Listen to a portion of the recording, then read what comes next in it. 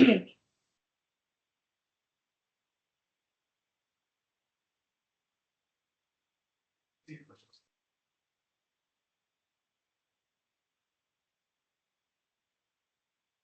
Chairman, are you ready to proceed?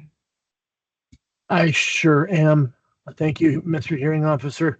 Let's transfer it over to you and you can continue. Thank you. All right, we're good to go in the back there, Ms. Apodaca. Yes, we're ready. See our suffering court reporter is back on the job, smiling even. All right, and we're back on the record. Let's see, we are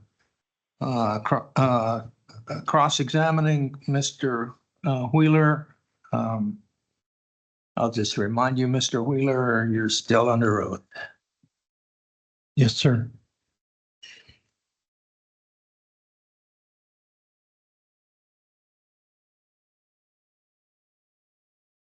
Mr. Wheeler,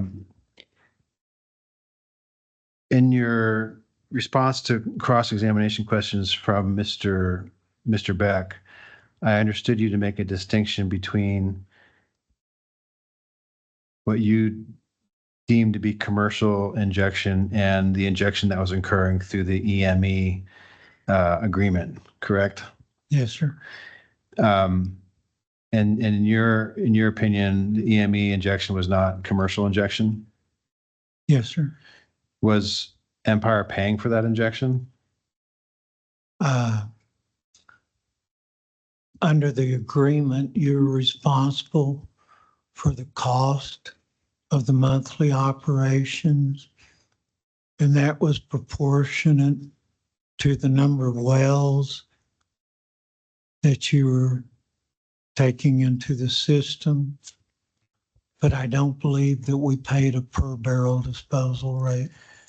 So there was a different mechanism for ascertaining financial obligations, but Empire had nevertheless financial obligations with respect to its injection through that system, correct?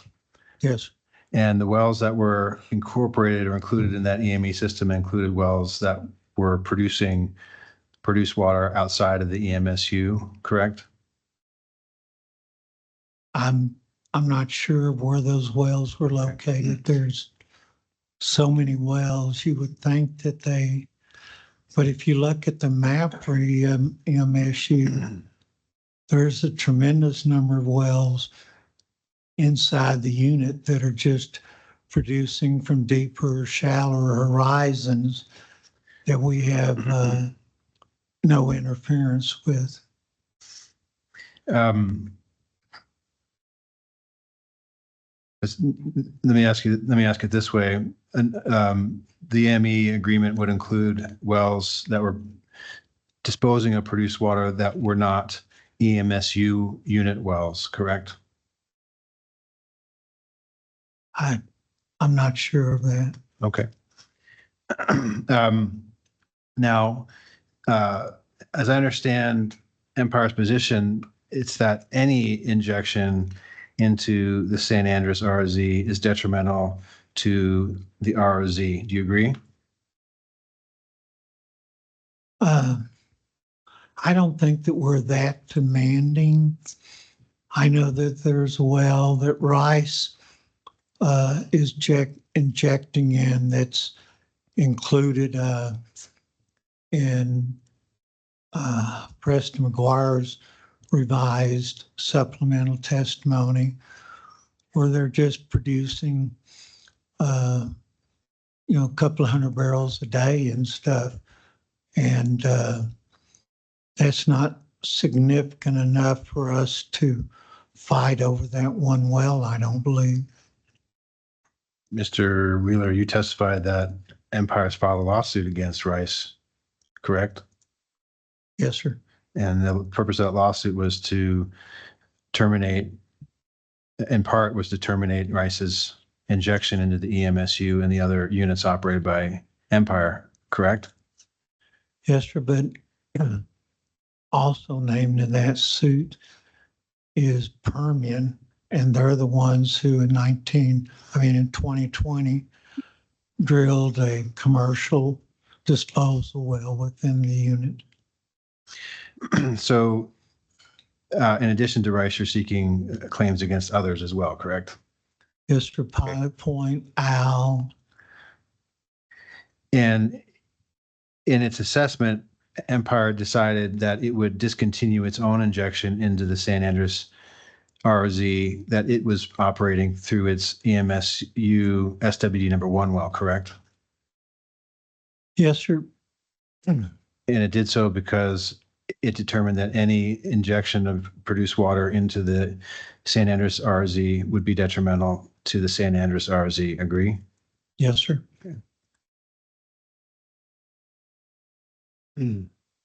Where you made some statements to the commission today that you believe, going back to the question about fraudulent applications fraudulent applications by Goodnight Midstream, and that they were improper for their existing 4 SWDs. You stated that if they fail to disclose to the OCD proof that they had I'm paraphrasing, subsurface rights or rights to inject into the zone that they were proposing to dispose into. Is that a fair characterization of your testimony? Yes, sir. Where is it a requirement on OCD's rules that an applicant for a C108 is required to make this established proof that they have rights to inject? I don't see it on the C108, but I think it's the duty of the party that's requesting a permit to notify the court or the commission that they have the legal authority to do that. You can't point, you're not able to point to any statute, regulation, rule, requirement that establishes that as a requirement as part of the initial application, correct? I'd have to review that again. It's been quite a while since I reviewed the regulations related to that. But you told the commission that you believe that they filed improper applications for that reason. What's the basis for your statement that it was improper? That the surface owners do not have the right to lease the mineral right leases under a unitized formation. It is not pore space, which is a legal issue that the commission doesn't have to address, but there is no pore space within the unitized interval that was established back in 1984. Okay. Another statement that you made in response to questioning from the commission, it confused me, and I'm going to see if I can understand. You stated, and again, I'll be paraphrasing here, but essentially that it's Empire's position that it cannot undertake any operations at this time because of Goodnight's injection, high rate injection into the San Andreas ROZ. And that the reason is because the ROZ is at risk of being moved off lease as a result of the high rates of injection from Goodnight. Is that correct? Well, there could be a sweeping mechanism that moved it, but then I got clarity after the hearing that the ROZ itself, all of it, would not be swept out. Would any of it be swept out? Some of it potentially, yes, sir. I'm confused by that because Empire's experts testified that there are oil saturations in excess of 60% in the San Andreas RZ, and that they're immovable but for application of CO2. Do you disagree with Empire's experts on that position? No, sir. Okay. In fact, any RZ, to the extent there is any, in the San Andreas has not moved after multiple, possibly dozens of pore space volumes of sweep from what Empire's experts have called Mother Nature's water flood. Agree? I would have to defer to their Okay. testimony. So you rely on their testimony Yes, sir. and their opinions regarding the extent to which any remaining ROZ might be moved by application of water. Agree? Agreed. Okay.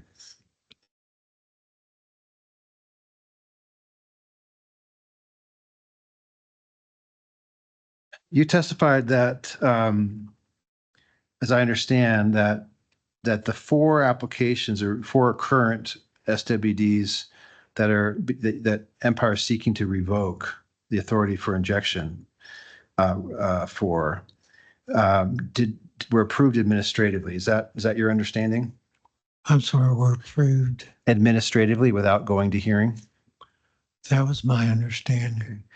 Would it surprise you to know that actually three of them actually did go to hearing because the state land office protested those applications before the commission, before the division?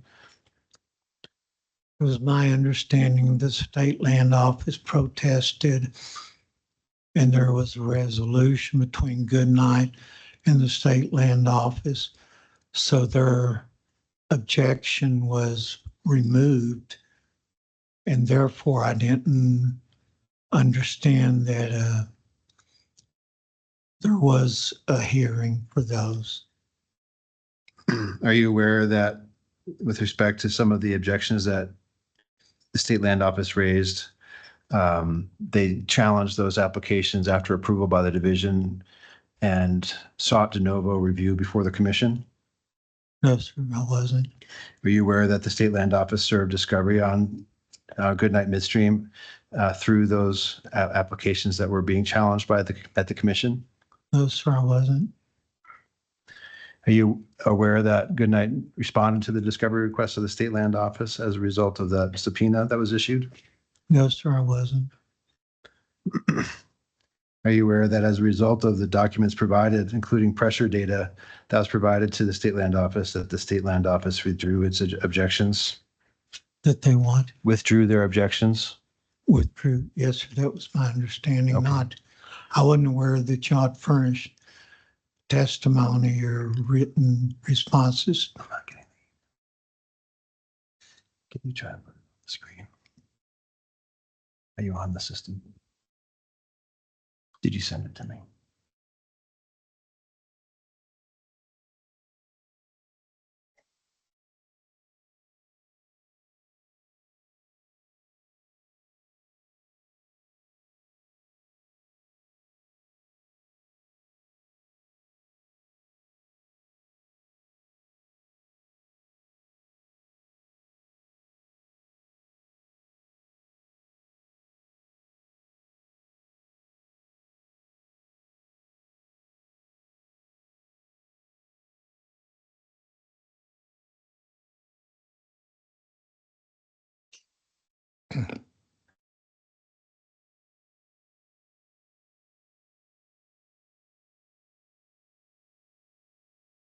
Apologize for the delay. I'm trying to pull up a document.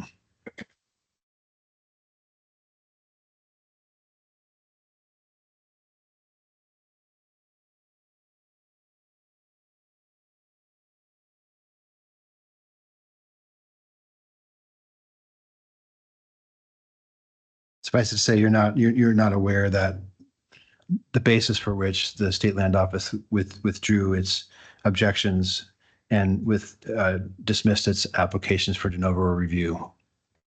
No, sir, I don't know the basis. Okay.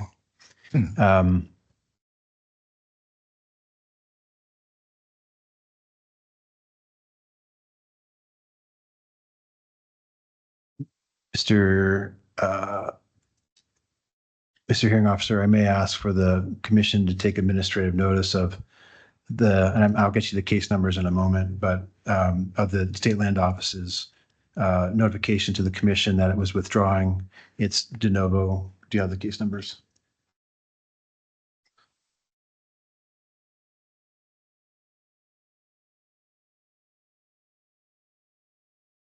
It's case number 20556 20557 and 20558. State Land Office filed a withdrawal request for de novo hearing, stating the basis for their dismissal of the de novo request. As soon as I have access, I'll circulate that document to all council and commission council, so you have it. Okay. Accepting that representation is accurate, we'll take administrative notice of that.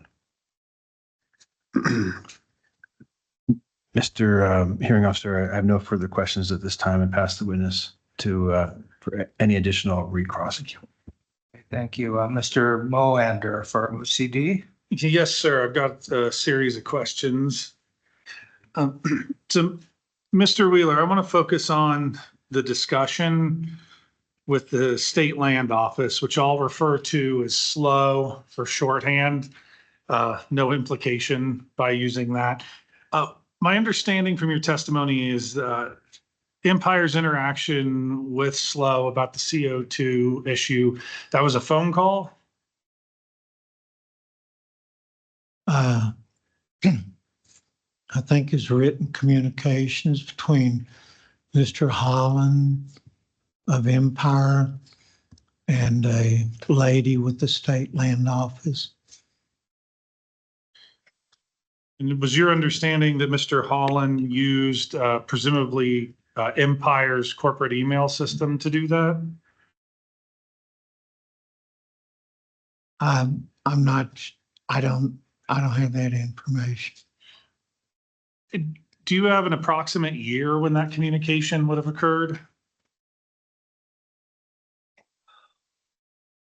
Well, we received the notification of the 288 remediation violations back in probably November of 24. So it would be from the date that we received those, reviewed them internally. And then Mr. Holland, I'm thinking in December is when we had hired the cultural consultants to go in and do the cultural review that has to be made first. And we probably got those in January, early February. So that would be the time period that we would start submitting to the State Land Office our remediation plans. So that was probably late February, early March, maybe. So it's your understanding the communications between Empire and SLO approximately November, December of 2024 concern cultural review and remediation. Is that right? It was my understanding, or what is reported to me, was that a cultural review had to be done on every one of our remediation sites before the State Land Office would approve a plan of remediation. And because your testimony, as I heard it, and I can always be wrong, was couched in the framework of the CO2 injection project for additional secondary recovery, was that part of this discussion with SLO? No, sir, not at all. Okay, so you don't have, to the best of your knowledge, did Empire ever communicate with SLO about CO2 injection? They were never authorized to, so I don't believe that any employee would have done that.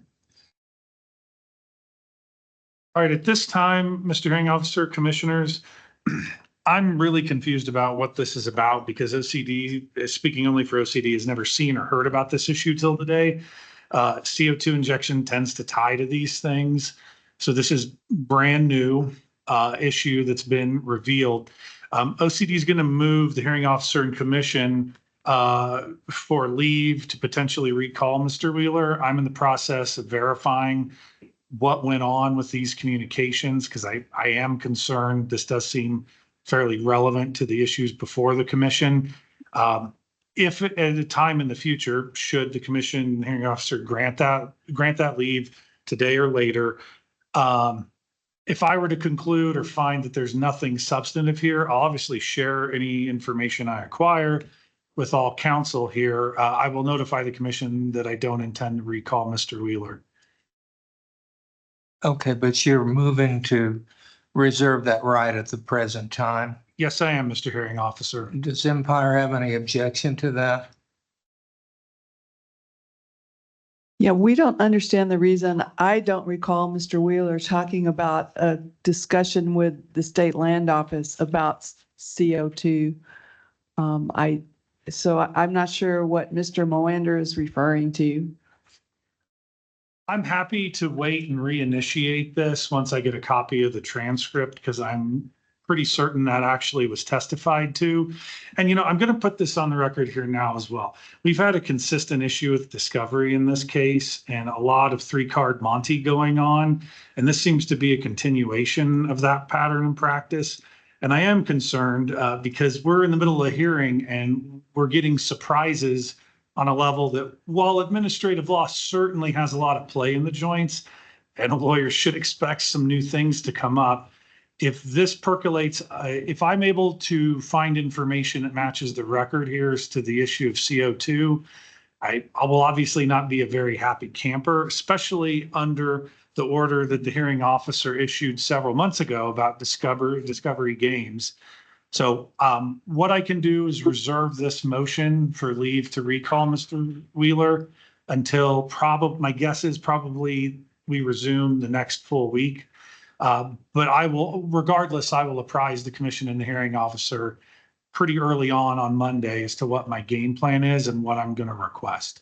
Okay, well, thanks for the heads up. I mean, this is not a retained expert witness. Mr. Wheeler is a party opponent, and I suspect that you have mechanisms available to you to compel him to reappear and testify anyway. So, all right, well, we'll wait to see a formal motion, if any, from you, Mr. Moander.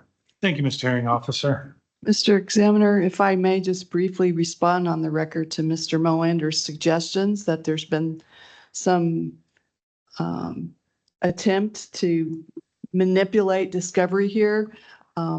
We vehemently object and disagree with Mr. Moander's representations. And if he wants to confer with me or any of our attorneys after the hearing, we're happy to discuss any specific discovery requests that he believes we have not fully responded to. Okay, all right, that'd be great. We're not, and nobody's making any judgments on those comments at this point, just so the record is clear. All right, so let's see, Mr. Beck, that would bring this to you, to Rice, for a cross-examination of Mr. Wheeler. Thank you, hearing examiner. Mr. Wheeler, looking at your direct testimony, it looks like you got your JD degree in 1976. Is that right? Yes, sir. So you've been a lawyer for almost 51 years. No, sir.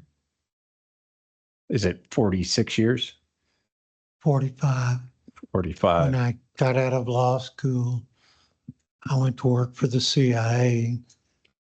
And with the CIA, they didn't want to have any licensed attorneys or anybody with professional credentials that could be discovered as to our role within the CIA.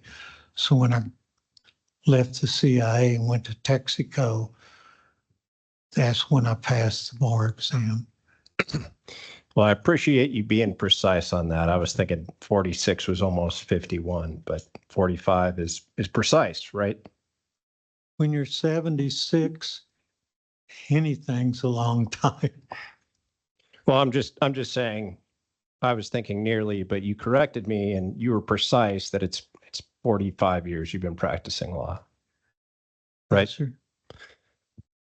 And that's in 45 years, as you point out, is a long time. You'd agree with me on that? Yes, sir. And as a lawyer, I think you'd agree with me that being precise and using precise wording is important, right? Yes, sir. Critically important. Yes, sir.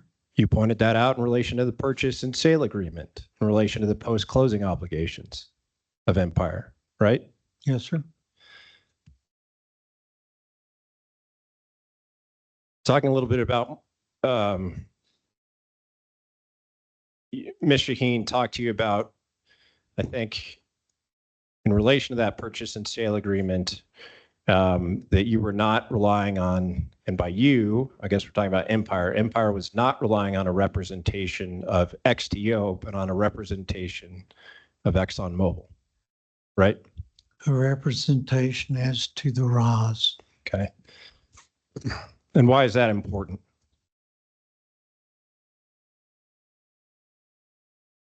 Well, if the commission rules that that is not true and correct, then we have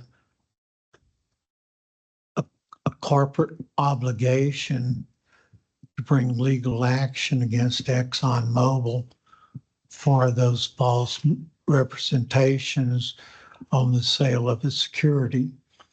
And that's in violation of the Texas Securities Act of 1933 and the Federal Security Act of 1934.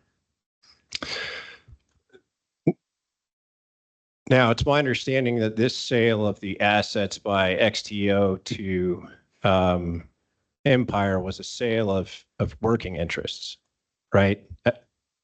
Was the sale of what? Working interests that XTO was going to cease being the operator and Empire was going to be the operator. Yes, sir. Now, does that qualify this as a security under the Securities Act of 1934? If you know. The sale does a representation of any document for the sale of security falls under that.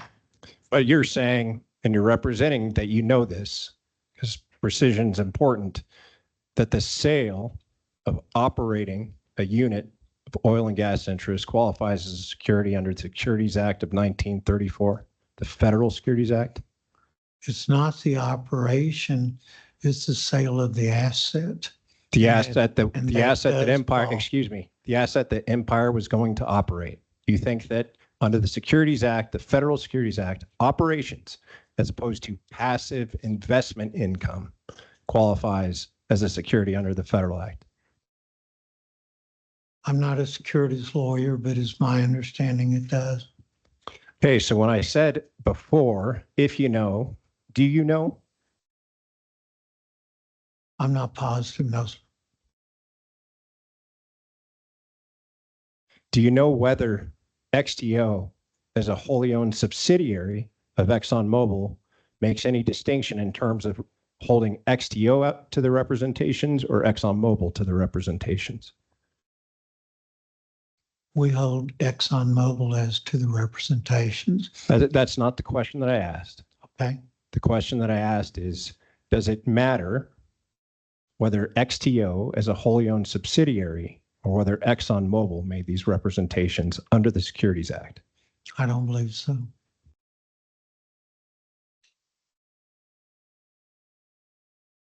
Now, as we talked about, precision is important.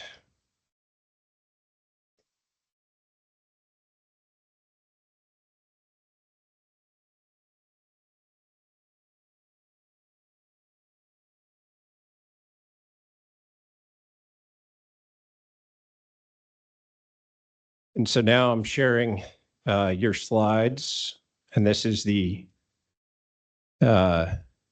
brochure from ExxonMobil that we've been talking a lot about.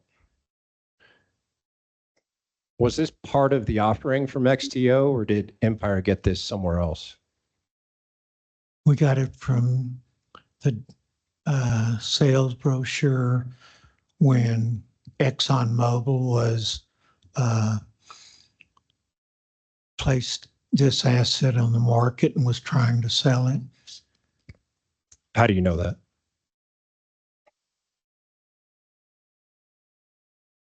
Because all the communications were with ExxonMobil. The data room was ExxonMobil. After the acquisition or during the due diligence, the files that they dumped for a purchaser to review were all from ExxonMobil. None of it was from XTO. The only time that XTO entered into the picture was at the time of the purchase and sale agreement. When the assets were actually transferred and XTO was the entity transferring the assets, right? I believe so. Now, when we look at the first page of this brochure that you highlighted in your slides, it says under description that the first bullet point that 3 existing units, EMSU, EMSUB, AGU, all have infill drill well and ROZ potential, right? Yes, sir. What does potential mean to you? On reserve reports, you basically have 3 categories. You've got proven, probable, and possible. So potential would fall into the category between possible and probable. That's what it means to you? Yes, sir. Okay. And so it's not even probable ROZ potential here, saying that there's ROZ potential, right? No, sir, that's related to the infill drilling locations. The infill drilling locations are not for a CO2 tertiary recovery. So you have to go to the last bullet. So before you say something that you might change your mind on, you might ask me to zoom in and understand my question. So let me point you to what's in front of you right there, that first bullet point where it says 3 existing units, EMSU, EMSUB, AGU, all have infill drill well and ROZ potential. Are you saying that potential there only modifies infill drill well and not ROZ? No, sir. I was reading down here under incentive where it Okay, states. we'll get there. So I'm sorry. That's all I right. didn't look at the description. That's why I said that if you had any concerns about my question or wanted me to clarify, you could ask me. I want to make sure we're precise here. Okay. So when we were talking about ROZ potential, you're saying it's less than probable and maybe somewhere above possible, right? Yes, sir. I'd say in the probable range. Now it says that, as you were pointing out, getting to that third bullet point, that the ROZ interval, approximately 350 feet thick with average oil saturation of about 25%. Did I read that right? Yes, sir. And did you hear Mr. McShane yesterday testify that he didn't identify any areas in any of the wells with 350 feet consistent of ROZ?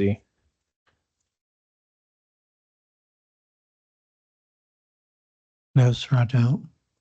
You don't remember that? I don't remember that. Now, getting to the next portion of this brochure that you highlighted in your slides, this residual oil zone here, it says it's 300 feet thick in this next slide, right? Yes, sir. And that's inconsistent with 350 feet thick. Would you agree? Right. And like I explained, if you look on the type log, it shows the St. Andreas top, and then they go down about 50 feet to show the oil water contact. So if you take that 300 feet plus the 50 feet, that's the transition, that goes back to validate the 350 foot that was on the previous slide. My question, if you remember, was 300 feet thick of the residual oil zone in this slide is different than 350 feet thick in the last slide, right? Yes, sir. And do you know, see where this says base ROZ minus 700 feet? No, sir. Down here at the bottom of the residual oil zone where it says base ROZ approximately 700 feet, 700 feet. Do you see that? No, sir. I'm not a geologist or an engineer. I mean, I just read it and I'm cognizant of it, but I don't know why they established the base there and what the relationship that is to the full St. Andrews Formation. Well, I don't either. I was just asking if you see it written on that page where it says base of ROZ approximately 700 feet. Yes, sir. It's on that page, the next one too. Okay. And you and I, as non-technical people, just attorneys, would read that to think that the base of the residual oil zone that ExxonMobil is telling us they've identified that base at the base of the ROZ, approximately 700 feet, right? Yes, sir. I'm going to just object because I believe Mr. Beck's representation is inaccurate. It says minus 700 feet. Rephrase, Mr. Sure. Thanks for the help. You and I would agree that the base ROZ is minus 700 feet there, right? That's what this document's telling us. Yes, sir. Okay. Do you know if Goodnight injects anywhere above minus 700 feet in the San Andreas in the EMSU? No, sir. You don't know that? No, sir, I don't. Now, I think you were talking about, you thought this document was important because at least you think that Empire was relying on this not to do any due diligence, right? Yes, sir. Objection misstates his testimony. I think he just answered my question that it didn't. Yeah, he already answered, so. Sorry. And after relying on this document, not to do any due diligence, you're aware, at least now, that when ExxonMobil produced this document giving a potential ROZ, that there was ongoing saltwater disposal injections in the EMSU, right? I'm going to object again on the basis that I believe Mr. Beck is misstating Mr. Wheeler's previous testimony. I'm not saying he said anything. I'm just asking him what he knows. Repeat the question. Let's hear the question again. Or My question to you was, when you're looking at this brochure from ExxonMobil that according to you, Empire relied on not to do any due diligence, you know that when it was representing an ROZ potential, there was ongoing disposal of saltwater into the ROZ, or excuse me, into the San Andreas at that time in the EMSU, right? Same objection, because I do not believe Mr. Wheeler testified that Empire relied on this document in order to not do any due diligence. Well, we can go back there and tread that ground, but I don't think that's a reason not for him not to answer my question. If anything, it goes to weight. Yeah, so no, it's overruled, machine. Well, I have to correct your statement that I disagree with what you're saying. Empire did do a tremendous amount of due diligence. We worked with a firm out of Denver called El Mesa Energy, who had the engineering and the geological staff to review all of the data that ExxonMobil presented.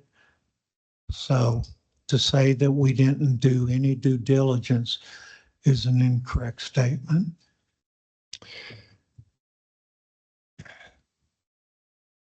Now, I might not be recalling this correctly, but my understanding from your testimony yesterday was that when this data room opened, y'all engaged a firm, or excuse me, Empire engaged a firm out of Denver, right? Mesa Elk or something like that. Yes, sir, Elk Mesa. And you engage them to do due diligence. Yes, sir. We, It's just a yes or no question. I Yes. appreciate that. And then in December 2024, before the data room even closed, you told them to stop doing due diligence, right? yes, sir. Objection. Remember, Objection, I believe Mr. Beck is misstating the year. Well, the witness can correct it. The witness can correct any misstatement in his answer. Go ahead, Mr. Wheeler. as I stated in the subpoena documents that we furnished to Goodnight, there was a December the 19th of 2020 was the time that they stopped working on the analysis, and bids were due on, I think, December the 20th. The data room opened in November of 2020, right? Yes, sir.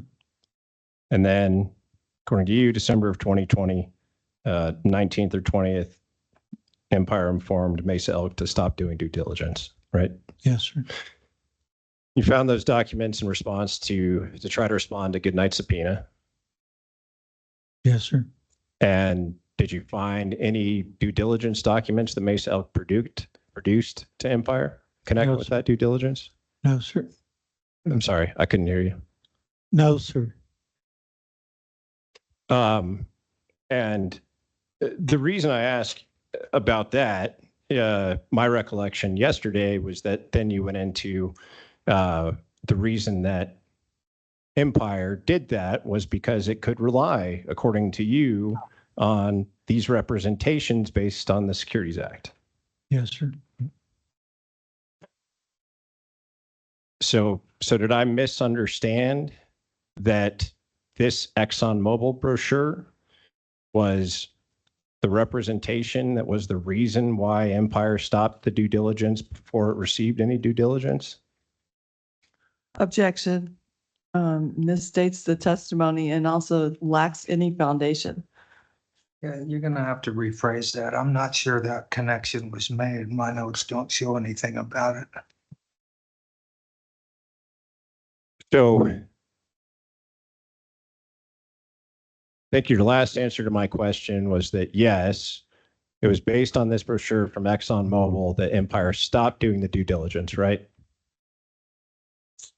Again, object because I don't believe that is Can we accurately. just have the last testimony read back? This is getting kind of long. Can Ms. Tejas read back the last couple of my questions and his answers so we can make clear what's on the record?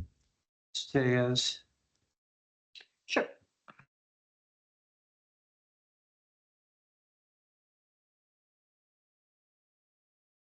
And the reason I ask about that, my recollection yesterday was that then you went into the reason that Empire did that was because it could rely, according to you, on these representations based on the Securities Act. Answer, yes, sir. Question, so did I misunderstand that this ExxonMobil brochure was the representation that was the reason why Empire stopped the due diligence before it received any due diligence? Objection, mistakes the record. So I think your last answer to my question was that yes, it was based on this. You may stop, Ms. Tejas. Thank you. So did I misunderstand yesterday that this brochure was the reason why Empire stopped the due diligence before it received anything from Mesa Elk? Yes, sir. Once again, you're misstating what I stated yesterday. If you look at the testimony and get the full testimony, you'll see that I said that we stopped any due diligence with Elk Mesa. And the reason is, as I understand it, was there was a New York fund company that was a party to Elk Mesa's operations. And what we were seeking to do was to use Elk Mesa's due diligence to go to that New York investment banking firm and get the $17.8 million that we needed to go in and do the acquisition. Mr. Mullichek came in around that time in December and agreed to fund the entire acquisition cost. At that time, we then went to a company called Pi Operating. And if you'll look, Mr. Rankin asked me numerous questions about who Pi Operating was and what the affiliation was and everything. And I said that we used the engineer and geologist for Pi to continue to do the due diligence. And how long did Pi do the due diligence? Probably until the time that that our bid was accepted. And did you receive any documents from Pi for this due diligence effort they did? Did Empire receive any of those documents? No, sir, I wasn't there at the time, and I don't know what happened to their analysis or anything. You haven't seen them turned over in response to the subpoena request for due diligence that Empire did, right? There was never any subpoena to Pi. It was to Empire, but we had no records of that. There's nothing that we can turn over in discovery that I was ever able to locate. Was the Pi due diligence that you've never seen or were never able to locate, was that the tremendous amount of due diligence you referred to earlier?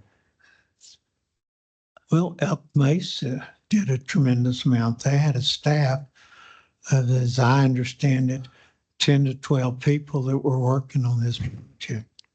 Okay. I'll leave that one alone. Now, the reason I asked you about,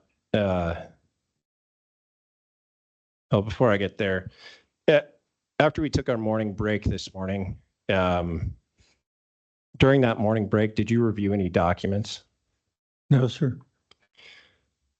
So the reason I asked and talked about precision is because after you came back from that morning break,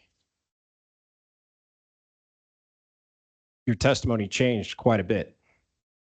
So I was wondering if you reviewed any documents, but you said you hadn't. So before that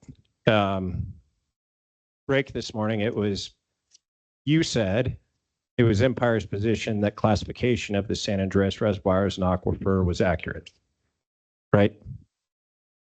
Sir, I didn't have my hearing aids on, so I didn't understand the question correctly, and I made a misstatement on several things that I was asked about. And we'll get to those.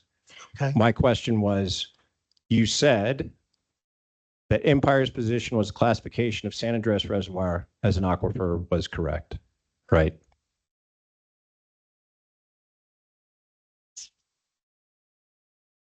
Once again, I didn't have my hearing aids on and I didn't understand the question. We'll get to that. I think you know, because you came back in and changed your testimony, that this morning before you took a break, not reviewing any documents during that break, you said that it was Empire's position that San Andreas was not erroneously was that the classification of the San Andreas Reservoir as an aquifer was correct. You said that, right? No, sir. Okay. The hearing officer reminded you this morning that you're under oath. Correct. Remember that? And that means that you're swearing and affirming to tell the truth, right? Absolutely. And so if the truth is you can't hear a question because your hearing aids aren't in, then the truthful answer to that is, I'm sorry, I can't hear your question. I don't have my hearing aids in, right? I'm going to object. I believe Mr. Beck is badgering the witness at this point.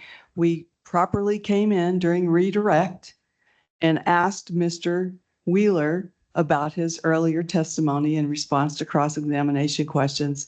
He answered under oath, and to continue this line of questioning seems to me to be inappropriate. Mr. Hearing Officer, I think that the oath is sacrosanct in here. And I think that reminding him of taking that oath and the things that he didn't say, like he couldn't hear or understand questions, and the things he did say and then came back in and corrected after not reviewing a document is important for this commission to see. It's painful. I don't envy his position, but I think it's important for you to see. And I won't go through every one of the changes, but I will show that he just did the same thing here after lunch. After he came back in, he's changed his testimony 2 times in questions from me. And so he obviously hasn't learned his lesson. And as I said, I'm not going to beat this horse to death, but I think it's important that he acknowledge what he's done today. All right, I'll give you some leeway on it. I agree with Ms. Shaheen. It's close to badgering at this point.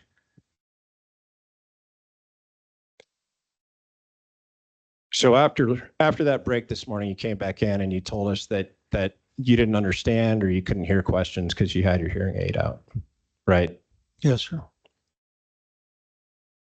And you know, as an attorney, that if you don't understand a question, you can ask the person asking it to rephrase it. Yes, sir. You can say, I don't understand the question. Yes, sir. You can say, I didn't hear you because I have my hearing aids out. Yes, sir. And all those would be truthful answers to that question, right? Yes, sir. And this morning, when you're being asked questions by me with your hearing aids out, you never did that? Never did what? You never said you couldn't understand a question, did you? No, sir, I didn't. You never said you couldn't hear me, did you? No, sir, I didn't. Never asked me to rephrase a question you didn't understand, did you? I'm sorry, doing. You never asked me to rephrase the question because you didn't understand it, did you? No, sir. And Dr. Mpomo was asking you those questions that apparently you came back in and said you didn't understand because you never hearing aids in. You never said you couldn't understand his questions, did you? No, sir. With respect to the doctor, I didn't feel that I should ask him over and over to repeat the questions, so I didn't do it. And so you never told him you couldn't understand your questions because you didn't have your hearing aids in. Just once again, I didn't do it. It was a mistake on my part. I should have done it. So in addition to changing Empire's positions on those, Objection. I believe that misstates the testimony. That's an argumentative question. Rephrase it. you came back in and changed the answer of when Empire knew that it had plugging and abandonment liability, right? Objection again misstates the testimony. Overruled. I don't recall changing my testimony.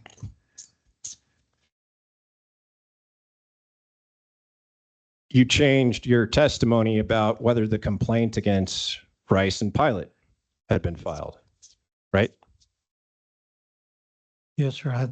That was asked yesterday, and I just wasn't aware of what the facts were. So when But you I found didn't- out the facts, I testified truly to the commission. But you didn't say yesterday you couldn't recall the facts, did you? Yes, sir. You think you did? Yes, sir. And you came back in and changed your testimony about Empire's projection that it would recover upwards of 40% of the calculated oil in place in the raws. Objection again misstates the testimony. You'll have to lay more foundation for that. I think we went through this. I think that foundation was laid, but this morning it was asked of you how much, I think it was by Dr. Mpoma, how much of the oil in place Empire would recover, and you gave a number that was upwards of 40% of the oil in place estimated, right? Yes, sir. And then you came back in afterwards, after the break, and on redirect with Ms. Shaheen, you said, that's not Empire's position. I'm changing that. That's mine. You didn't say those exact words, but that's what happened. Agree? Well, the question was that Empire's position? And I stated, no, that was my knowledge and information that I couldn't speak for Empire. And if you look back on the transcript, that's what I said. That's what you said to Mr. Shaheen, or excuse me, to Ms. Shaheen on redirect, right? I heard that.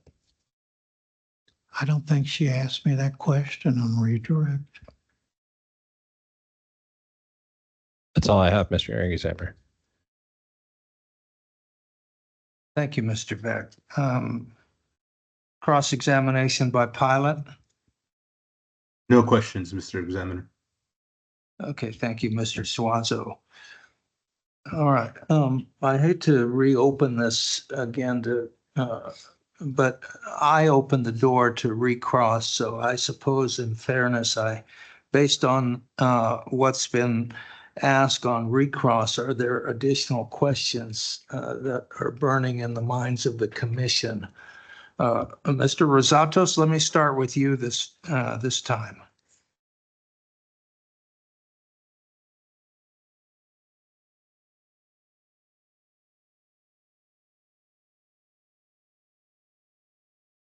All right.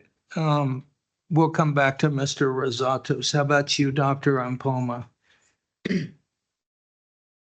I do not. All right, thank you. Mr. Lampkin, additional questions? I don't have any questions either. And Mr. Chandler, do you have any questions? All right, Mr. Rosatos, are you there? Okay. All right. So, all right, then, I guess So we're. my apologies, Mr. Hearing Officer. I'm having connectivity issues on my end. I did not hear any questions. People are texting me that you asked me something. My apologies. Did you have any additional questions for Mr. Wheeler? No, I do not. Thank you. My apologies again. I lost connection. No problem. All right. All right, Ms. Shaheen, then redirect. We have no redirect for Mr. Wheeler. All right, it's probably pro forma since Mr. Wheeler is a party and is likely to stick around, but may this witness be excused. As far as Empire is concerned, yes. As to OCD, we're still going to maintain that reservation and we'll file pleadings. So OCD would object to a complete release of this witness at this time. Okay, thank you. Anyone else care to chime in on that? No objections at this time to his release. Yeah, we're done with this witness. All right, and pilot? No objections. Okay, thank you, Mr. Wheeler.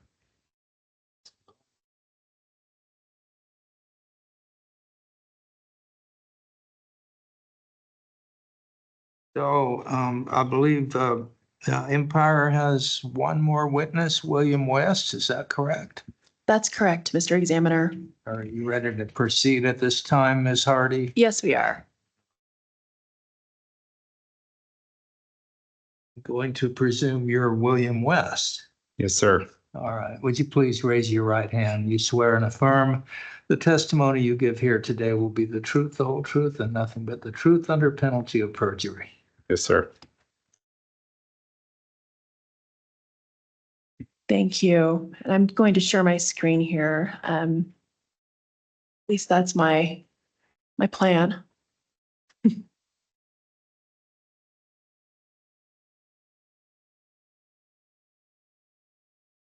Okay. Mr. West, can you please state your full name for the record? William West.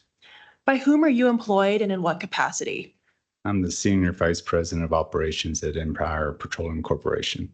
Have you previously testified before the commission? No, I have not. What is your area of expertise? In petroleum engineering, specifically production and operations.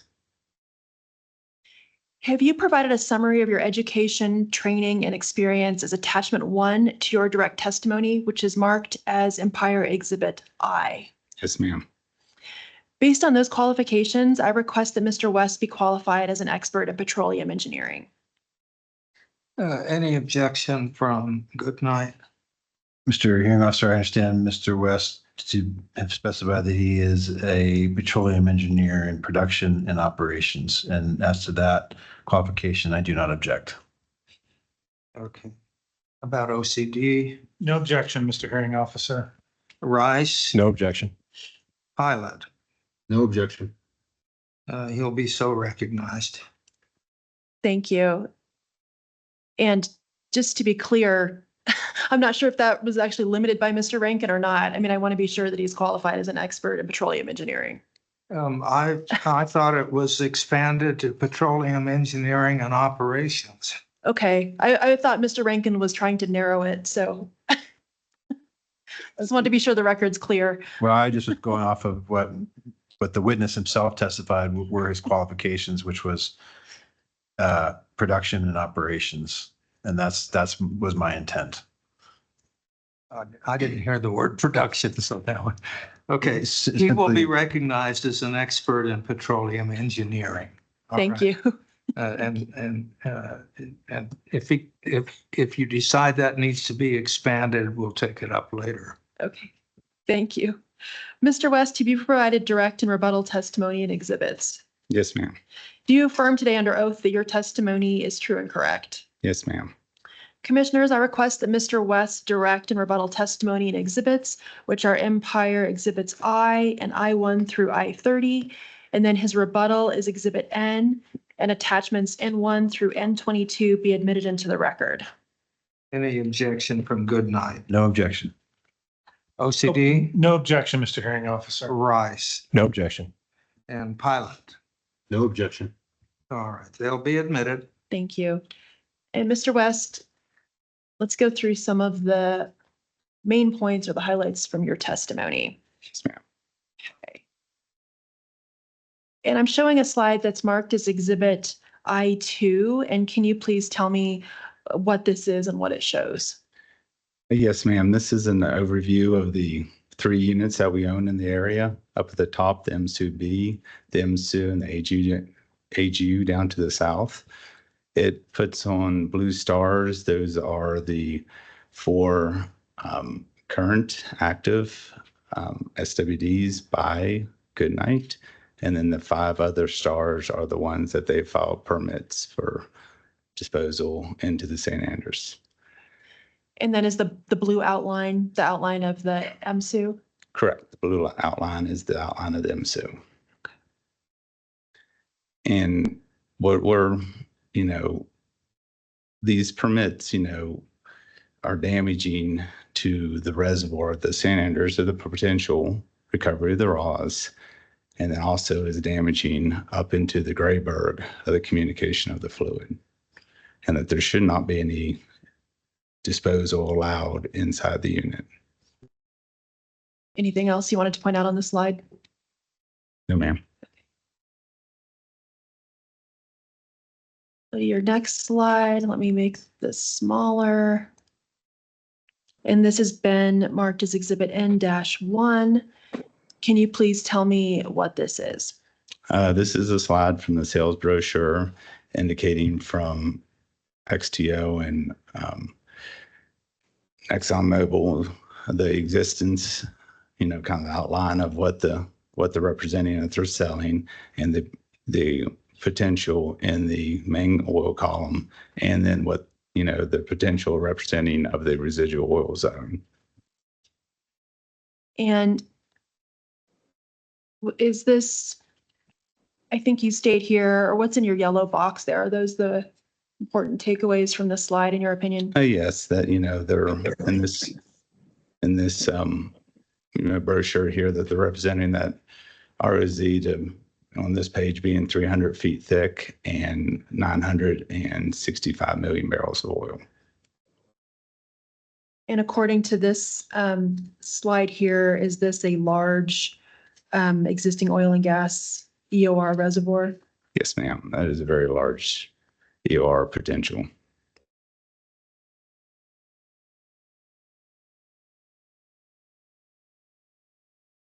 Your next slide, which is marked as Exhibit N-12. Can you tell me what this is? So this is another slide from their sales brochure. It's been colored in to indicate the different packages of potential to kind of set up the picture of the reservoir. So up on top, you have the Grayberg that comes across, and then you have below that, you have the San Andres. And then the Grayberg is kind of in white. That's your main pay. And then you have, like you typically do in these areas, you have a transition of areas that, where the structures been folded in this case to form that trap in the Grayberg. And then down below the transition area, you have the Ross.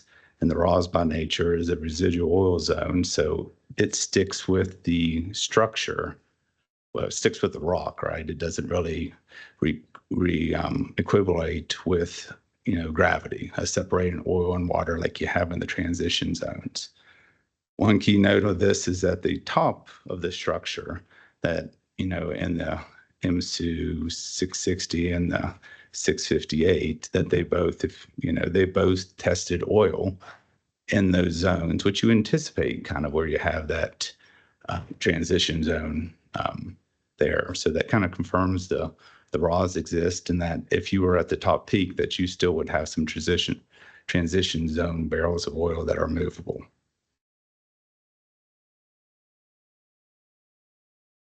And did Mr. Goodnight's witness confirm that both of those wells tested oil in the up-dip portion of the San Andres? Yes, ma'am, you did. And is that in his testimony? Yes, ma'am. Is there anything else on this slide that you wanted to point out? No, ma'am.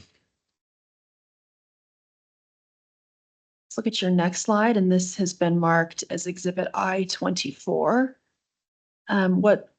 What is this and what does it show? This is showing the MSU down in blue to the very south, and then it shows the MSU blue, MSU B in green, and then the purple color up to the north is the North Monument Field. And it shows the two cores that it's been talked about many times in this, down in our blue, the one being to the west being the 679, and the one to the east being the RR Bell. And then it shows that two that had been taken in the San Andres up in the North Monument Field.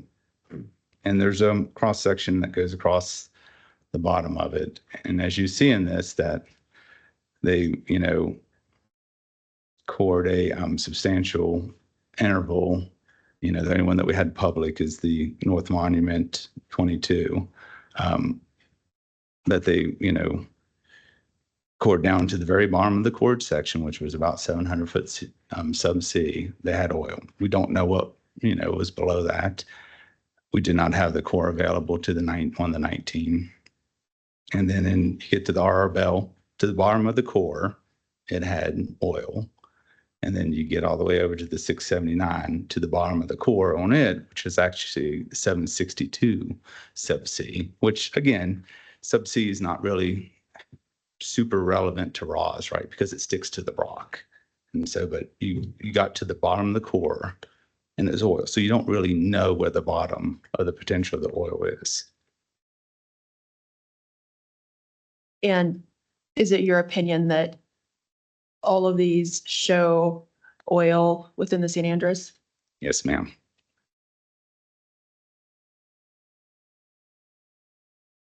Okay, and let me pull up this next slide, and this is Exhibit N15. Can you tell me what this slide is, please? Yes, ma'am. So this is, just kind of backing out a little bit more regionally. This comes down to the AGU and back to the east, and just showing that the San Andres in the area, we just had the North Monument Field up above, which, has produced oil out of the San Andres. And then you've got this over to the east, the San Andres of producing oil, establishing that this is, a reservoir that does contain oil. And in this case, perf in this goes down into the 800s, 822, 73, 875, deeper. Again, the oil is in the rock. In this case, they produce primary production here, about 3 million barrels. So they didn't have just a Ross left. And is the chart at the bottom left identifying information regarding the wells on your map? Yes, ma'am. That's identifying what those three of those wells and what their tests were and their production. So they were good, substantial producers from the St. Andrews. Anything else on that slide? No, ma'am. Okay, this is your exhibit I-29.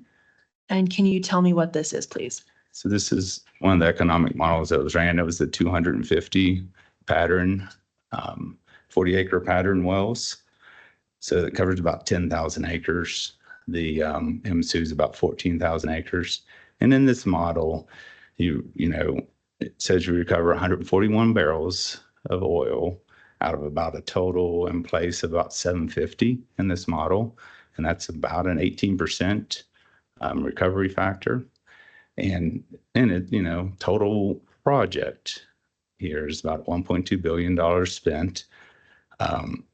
Cash flow is about $5.5 billion. And just in royalties to the state, since they own 58%, it's worth about $1.1 billion and another $500 million in tax. And then to the federal government, since they own 19%, it's about $0.37 billion in royalties. And just to make sure it's clear, so this is one of your slides regarding economic evaluation of a CO2 enhanced recovery project. Is that right? Yes, ma'am. Okay. And what does it mean at the top where you say no WAG and then your oil escalation price? Yeah, so this is kind of a, you know, a little bit of a worst case scenario was this is a continuous CO2 injection, and then it does not take into the benefit of if you did a WAG procedure, which would reduce the cost and the need for the amount of CO2 by about 20%, if I remember right. And for us non-technical people is WAG? Water alternating gas. And so what that means, you would put the gas in of the CO2, and then you would put behind it a slug of water. And then that water kind of fills in the bigger spots and pushes the gas along. And then you would do a slug of gas and a slug of water. And you've estimated that the price of oil would escalate at 1%. Yeah, you know, relatively conservative at a 1% escalation. And so that's what I was going to ask. In your opinion, is this a conservative estimate? Yes, ma'am. If, you know, this project spans about 43 years. And so if we went back 43 years and took that price of oil at the beginning of the year and the beginning of the year here, which is, you know, kind of what you do SEC pricing, that's about, it's just under 2% escalation. So 1% is pretty reasonable.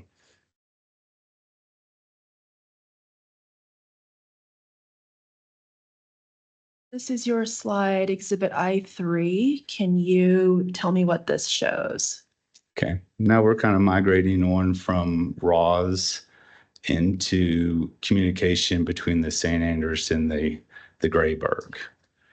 This is a kind of a snapshot in time from some historical paperwork in 1986 to show where the bigger blue circles indicate where there were higher than normal water produced out of the Grayburg producers. This is before the water floods started. This is before there was any withdrawals there, but you were seeing these unexplained higher productions of water. And it's not consistent with any structure or anything. I mean, some of them are right up on top of the structure. Yes, some of them are down dip, but there's no set pattern. And where they came to is believe that you had these plumes of, you know, fractures or whatever the mechanism would be, that water was migrating up from these St. Andrews into the Grayburg.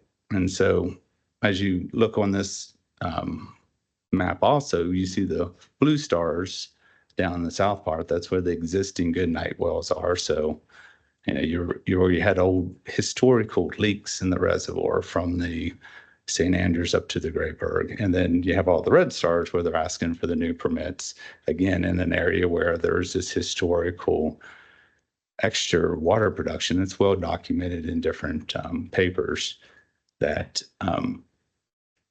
grows it's why our concern is that you're flooding from the San Andreas, you're flooding into the Grayburg and damaging the Grayburg. And any excessive water is extra cost. It also wears and tears on any of the equipment that you have and just really drives up the cost to operate a field. And would it drive up the cost of a CO2 project? Yes, ma'am. It will definitely drive up the cost of the CO2 project by increasing the pressure of the reservoir, which increases the amount of CO2 you need because it is a compressible gas. And then it also increases the amount of water that you have to get back out of the reservoir to do that. And so to kind of, for me as a non-technical person, I want to make sure that this is clear. So is it the case that basically these Grayburg wells produced more than expected water, and that in your opinion, the explanation is that it was migrating from the San Andreas? Yes, ma'am. Thank you. I'm doing my best as a non-technical person. Yes, and at any time, please stop me. I mean, there's a lot of technical stuff. I'm trying to wrap up a lot of stuff that we've talked in the case, and I'm trying to bring it together. So we cover a lot. Yeah. Okay, and this slide is marked as Exhibit I-6. Can you explain what this is? Yes, this is a graph out of the technical committee report from April 1983. It represents a 1981 water, volumes that had been produced from wells. And as you see from it, it highlights pretty good that you had these plumes, these little spots or cracks in the reservoir or whatever, but all this water was coming up from the San Andreas into the Grayburg. And so they did a good job of documenting it here, and that there was communication between the San Andreas and the Grayburg. This is historic information that's been out there for a long time. And this is why, we stand behind it, that you can't have any disposal in the San Andreas in the unit because it's going to affect the Grayburg. And it does affect the raws, but if fluid migrated up before there was any injection down there and pressurizing up, it's definitely migrating up, actively through the history. If anything, the pressure of the Grayburg has been pulled down. So, that's why we stand that it's, you can't have water injection into the San Andreas and a buffer around the unit. Otherwise, you're going to cause waste and flooding out of the resource in the Grayburg. And does the water that's in the San Andreas have different characteristics from the Grayburg water? Yes, ma'am, very different. And we'll have that on the slide down here. But roughly speaking, just from chlorides, the chlorides in the Grayburg right now is about 10,000, 10 to 12, and you're around 100,000 for water that's coming out of the Delaware Basin. There's many other chemical things, and we'll cover in a little bit. Definitely non-compatible fluid. And is that one way to evaluate whether the water is migrating? Say that again? Is that one way to evaluate whether the water is migrating? Yes, there's a lot of depletion that goes, not depletion, but dilution that goes on whenever you're mixing of fluids, but there will be scale and there'll be corrosion and different chemical reactions that will happen. And, if the fluids are similar, the reaction's not too bad, but the farther you get apart, then hey, it's like, hey, I got new chemicals that I can mix with, and that's what it does. And causes damage that in a lot of cases is you can't reverse. This is your Exhibit I-7. Can you tell me what this slide shows? Yes, ma'am. Again, we've, this is starting to go into the chemistry piece. And so this is, post starting the water flood. This is a paper in 1996, where they started seeing scale and tendencies and things of the mixing of the fluid of the St. Andrews and the Grayburg. Now, at this point in time, they were pulling, had water supply wells going and things, but with the sulfate-rich waters from the St. Andrews mixing with the Grayburg, they started finding problems with barium scale and barium scale deposits. And as I'm sure the doctor knows that barium scale is like a really nasty thing. It's got to be mechanically removed. You can't dissolve it or anything. It's really a pain. It's almost kind of like a forever scale, unless it's just in piping that you can actually remove from the wellbore. So it's indicating that, chemistry matters, right? And they chose, because of operation issues or whatnot, to use that water. And that was a decision that Chevron used. And that happens in time. But, let's see.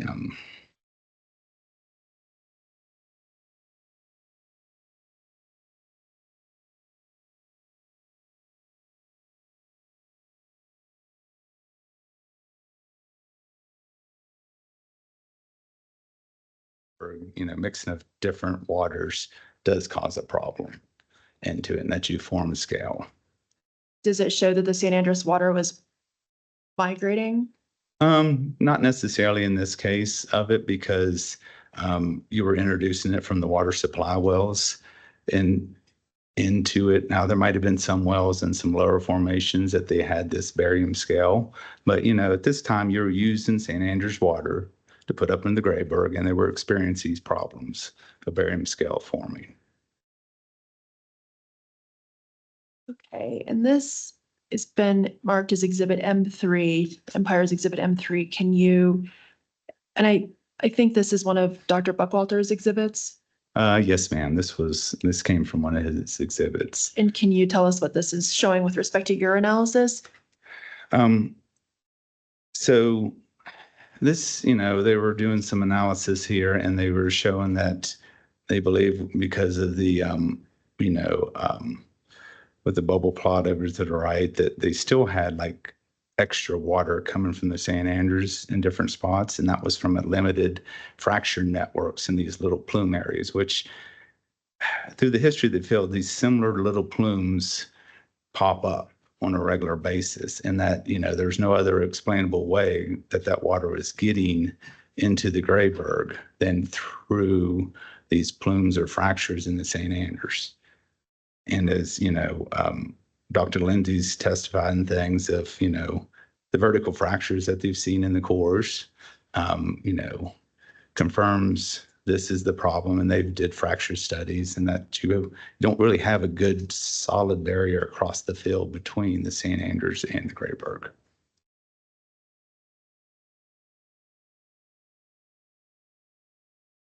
Let's move on and discuss pressure data.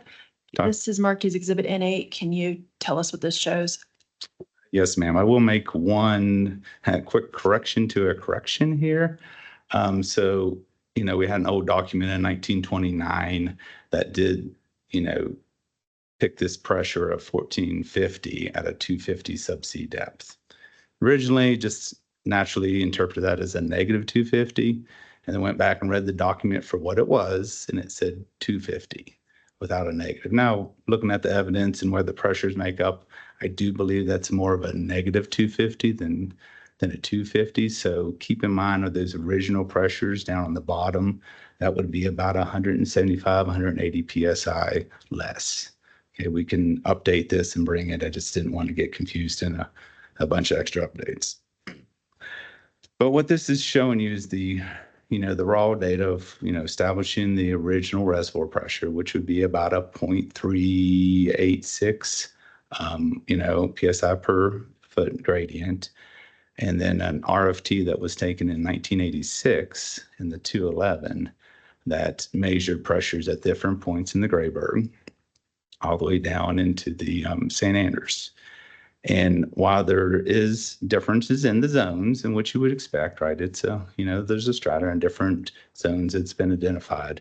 There shows to be depletion throughout the column from what would be established as the original reservoir pressure. That, establishing that the fluid from the San Andreas had to be kind of going somewhere pre-water flood or pre-draws from the San Andreas. And based on your analysis, does this information show that there was communication between the reservoirs? Yes, ma'am. Anything else on the slide? No, the next slide kind of summarizes this a little bit in a graphical form. Okay, and this is exhibit I4. Can you tell us what this shows? Yes, again, I'll make the correction of just sliding the line over to the right over about 175 PSI.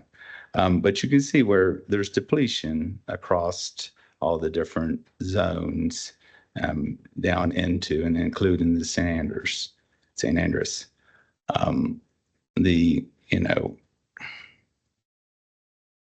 This is at this point in time, the Grayburg had produced about 121 million barrels of oil. And at this time, no production had came from the San Andres. So it's indicating that there's some, because of the production from the Grayburg, that you were drawing down the San Andres in this area.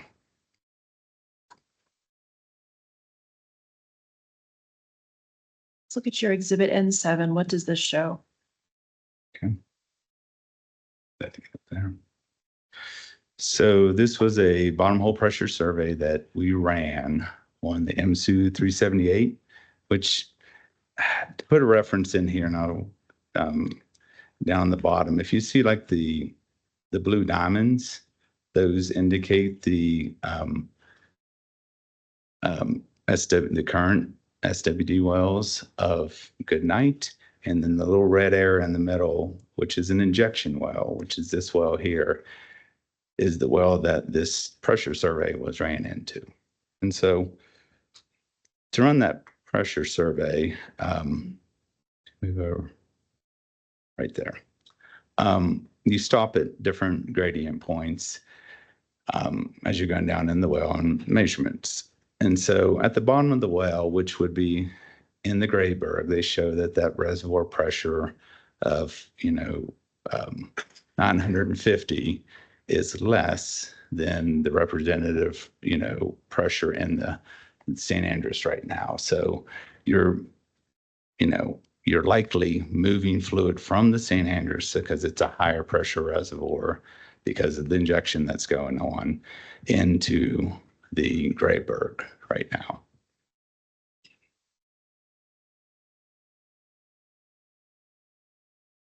Anything else on that one? No, ma'am. Okay, let's look at this. Let's talk about the San Andres SWDs. Okay. So can you tell me what this slide is, please? The exhibit over to the left, that is actually one that came from Goodnight, and it shows, it's a good representation of the current SWDs in the area, and then the ones that they have proposed, with one exception to one of the far blue dots to the east, the State Track E, the one right down below it. That's a number one well. There's a second well, disposal well, just to the right of it, to the east. So that's a minor note, but anyways, there's one more than that's not shown on here on their slide. So, so this is the put in context of the wells in the field, where the SWDs are, and then the vertical bar going up and down, kind of a time frame of, to put in a historical context of when disposal started in the field and how it went, because there's been a lot of talk and things, and so I just thought it would be good to set the record straight. The first ones was in that 1960 time frame with the Rice EME, which was just right off the boundary. And then the unit was formed, in 1983. Well, the technical committee report was in 1983, and the start of the water flood actually started in 1987. And whenever they started the water flood too, I don't have a note there. Oh yeah, I do on the water supply, is that the water supply wells started to pull water from the San Andres to use for water flood support in the Grayburg. Okay. And then, it kind of bumps along as, it went from Gulf Oil to Chevron, and the XTO acquired the property in 2004. And then, Goodnight, in 2012, they started their first injection in the area, SWD, which is off of the MSU unit. there. It's the Pentrock Stady 12, which I believe is just to the south side. Trouble locating it right now, but that's when they started their first. And then the main one that starts in the unit, disposal started in 2020, which keep in mind that was kind of in COVID times or whatnot that things started happening. And then Empire acquired these properties in 2021. And then now we're in 2025 here at this hearing on it. So just kind of to set the picture of, all of a sudden we went from one to we got quite a few SWD wells right on top of the MSU. In the Penrock well here mentioned from 2012 it's outside of the unit, right? Yes, Okay. having a trouble. Yeah, it looks like the pipe number 2, but I can't. Okay.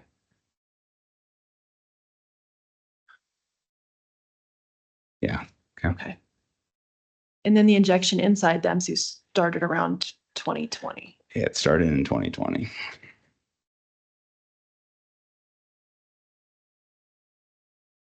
What's your next slide? Can you tell me what this is, please? Yeah, we shrink that off. So there's been a lot of talk about it. So this is the one and only SWD operated by Empire or their predecessors. And this started in 1995. It was a, recompletion to an SWD well, but historical records with the OCD, this is the production volumes. As you can see, for the most part, historically, it's 200 to 400 barrels a day from local wells. They might not have been all Grayburg or San Andreas, but very compatible fluid or, from a similar area, not from a different basin. This is, from the Central Basin platform and not from the Delaware Basin.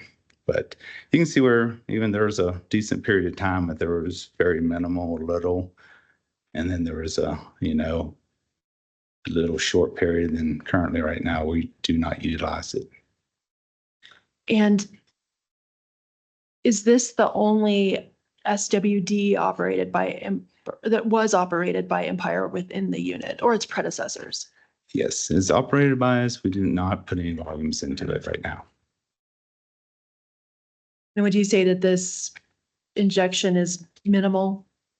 Yes, this is far less than what the commercial volumes that are going on in the area right now. So I think you would say it's pretty insignificant to the whole matter. And this is taken directly from the OCD records? Yes, ma'am. Okay. And then let's look at your next slide. What does this slide show?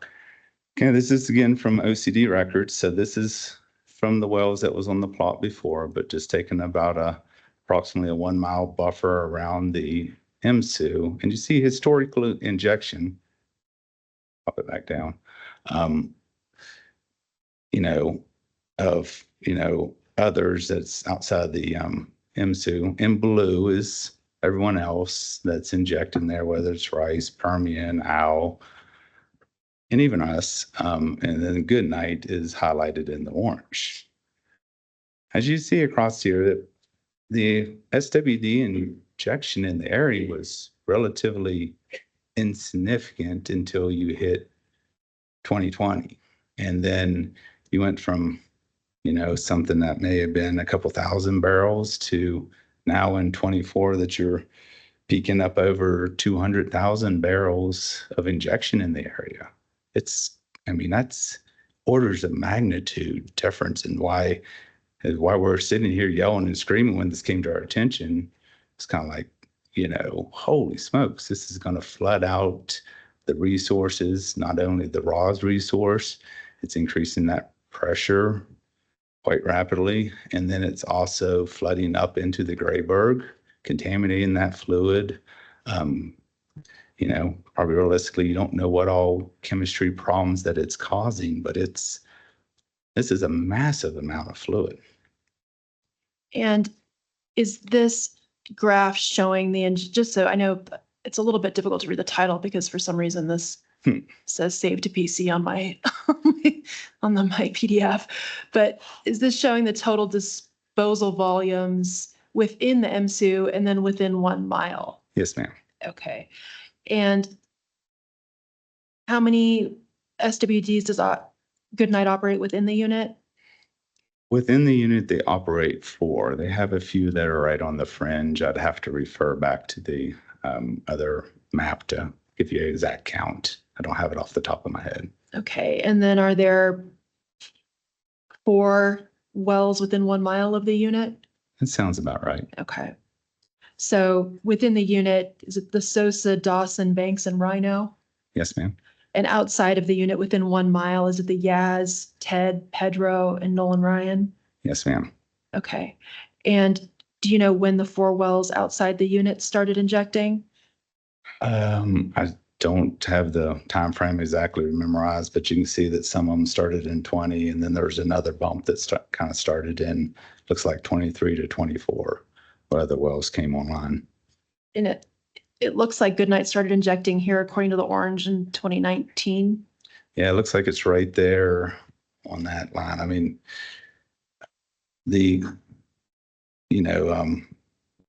yeah. I was just trying to read the legend down at the bottom, and it's January 19 to January 20. So yeah, it's right there, end of 19, beginning of 20.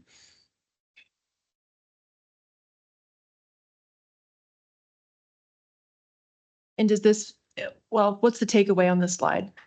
Takeaway on this slide that we're talking about historical volumes now that wasn't in the previous history of the field. I mean, this is very substantially different from whenever the unit was formed and what was going on historically from the 60s or whatnot. This is like whoa, this is big happening.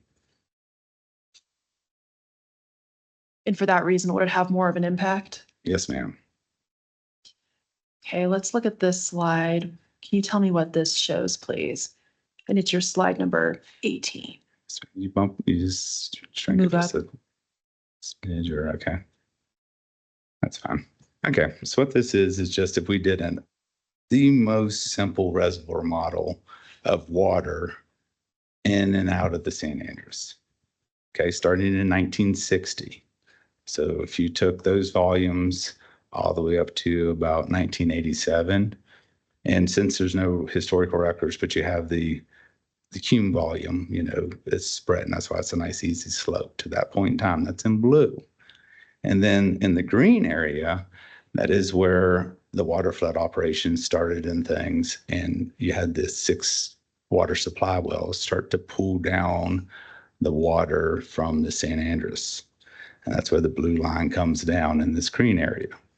You can see it gets down to, 250, 260 million barrels, drawdown for the balance of what's going on in injection. Keep in mind that there was SWD going on during the time, right? The rice wells and things from the 1960s were still going on. So it didn't draw all the way down to how much water was pulled out of the reservoir for the water supply wells. And then around, 2004 or so, the water withdrawal kind of got to be a little bit more minimized with the purchase of XTO, it seems like.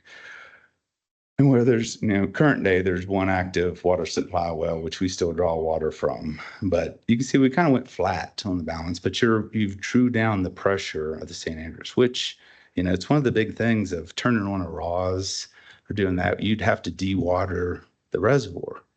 Well, historically, to make up the water that was produced prior from the Grayburg, you pulled down the San Andres water. So you kind of set the San Andres up at a good place where you drew down the pressure. The miscible of CO2 is about 1,300. So you're down at a good pressure. So that'd be less water that I have to dispose, dry out and those things, and it would have a quicker impact. Move on to more present day, or when commercial disposal started in the area, it's kind of depicted by the yellow. So you see how rapidly all that withdrawal of the reservoir, happened, and all of a sudden, man, we're spiking up into present time, which is the line between the yellow and the red. So that's all the SWD going in. So we withdrew all the water from the water supply wells, and then the SWD is going in. You can see where we're peaking up almost to the original balance of back in 1960. And then the dashed line would be the prediction. If you took the disposal rates of the wells now and say you approved the disposal of the new ones, you see how rapidly they're filling up this whole large area of reservoir of the San Andres underneath MSU. It's a huge impact. I mean, we're talking really, really large volumes of water. And so here, when you're looking at the yellow part of the graph where the injection commenced, is that really showing that the amount of water that's been put in over basically 4 years has brought the reservoir, has increased the pressure or the amount of water in the reservoir compared to what had taken years and years to decline, basically? Yes, ma'am. It's taken water out. Now this is just mass in, mass out of water. I mean, it will be predictive of pressure, right? The less water that's in the reservoir, the lower the pressure will be. As the water, as it's filled back up, the pressure will go up with that injection. But yes, you can see the area in the yellow of how much you've, of the overall cumulative water, how rapidly that's increased versus the time period, let's say from 1960 all the way to 1987. And does increasing the amount of water injected into the reservoir, well, how does that impact a potential CO2 project? So the RAWs, it greatly impacts it. It increases costs straight across the board. Now I've got more water in there I got to get rid of. So let's say for argument's sake, the admissible pressure for CO2 is going to be about 1,300 in this reservoir, and let's say you're about 1,500 pounds. So that's not bad, right? So you're not having to over compress CO2. Let's say if you went to 2,000, it would take more compression to do that. And then also, since it's a compressible fluid, it takes more CO2 we'd have to buy. So as the pressure increases, we have to increase the pressure of our equipment. We have to increase compression. We have to increase the amount of CO2 we've got to buy. And then also, we got to get all that water that's being piled in there right now out of the way to let the CO2 do its job. And so then there's a cost to get the water back out of the way to be able to do a CO2 ROS project. Anything else on this slide? No, ma'am. Okay. Let's look at your next slide, which is Exhibit I-30. Can you tell us what this shows? So this is, showing that effect of the pressure. So, and this is a little bit of a sensitivity that was ran, is our economic model that we ran above was really ran at 2,500 PSI because the injection's going on things and kind of being a little bit conservative. But realistically, you would be operating in the 1,500 PSI would be the right place. And so you see that the difference between the 1,500 and the 2,500 would be another 20% of CO2 volume that would be required to do that flood. So it greatly increases your cost because, CO2 is a big cost of the project. It's a big project. It's a big cost of the project to compress it. 1,500 pounds, from a compression standpoint, you can kind of get there 3 stages fairly easy, and that's fairly standard equipment. When you break over that point, you start extra stages and higher pressure equipment is required. So, it not only impacts the cost of the CO2, the additional volume of the CO2, the additional compression of the CO2, the heavier duty equipment to handle the higher pressures. everything bad. I mean, it just kills the project. It's why it's crucial that we can't allow all this wastewater to continue to go into the San Andreas. Ms. Hardy, would this be an okay time for us to take an afternoon break? Sure, All I right, think that'd be fine. all right, let's break for 15 minutes. Come back at 3:15.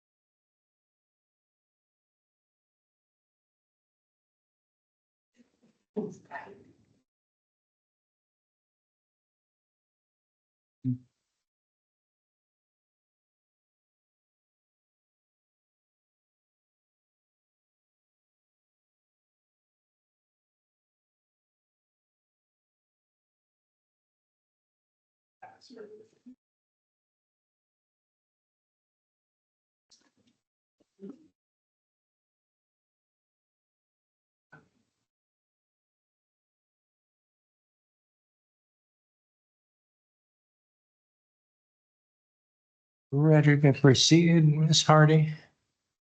Yes. All right. Are we good to go in the back there, Ms. Apodaca? Yes, we are.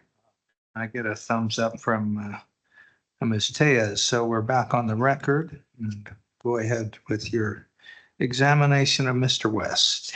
Thank you, Mr. Examiner.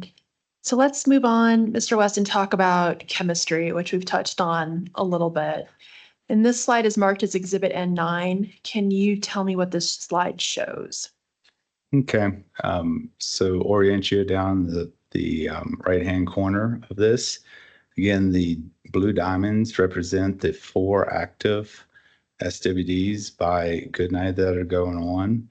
And then the 4 red circles indicate the 4 wells indicated on this chart, the MSU 377, the 407, the 440, and the 441. And so this is from water samples taken over time from, early February 24 into late 24. And you can see over time that we are seeing in those wells increases in chlorides, indicating that you have a higher chloride system of fluid that is coming and migrating into the Grayberg. One good source of this would be what would be the chlorides that's coming from the Delaware Basin water, which is just right at 100,000 parts of chlorides. So if that's, if you're getting leakage from the San Andres into the Grayberg there, you would start to see increases in these chlorides. And you can see from 6% all the way up to a 25% increase over this time frame. We were starting to see it. Now we're monitoring as it goes along too, but since you're talking about the whole system of the MSU and MSU-B, which is all connected in one fluid system, it takes a significant amount of influx of high chlorides to start to raise that chlorides. I mean, these are big, large systems. And just so it's clear, are these 4 wells listed here perforated only in the Grayberg? Yes, ma'am. These are only in the Grayberg. Okay. So is the takeaway from the slide that the chemistry changes show that water's migrating from the San Andres into the Grayberg? Yes, ma'am. Where it shows that we're getting a higher source of salinity, chlorides from somewhere.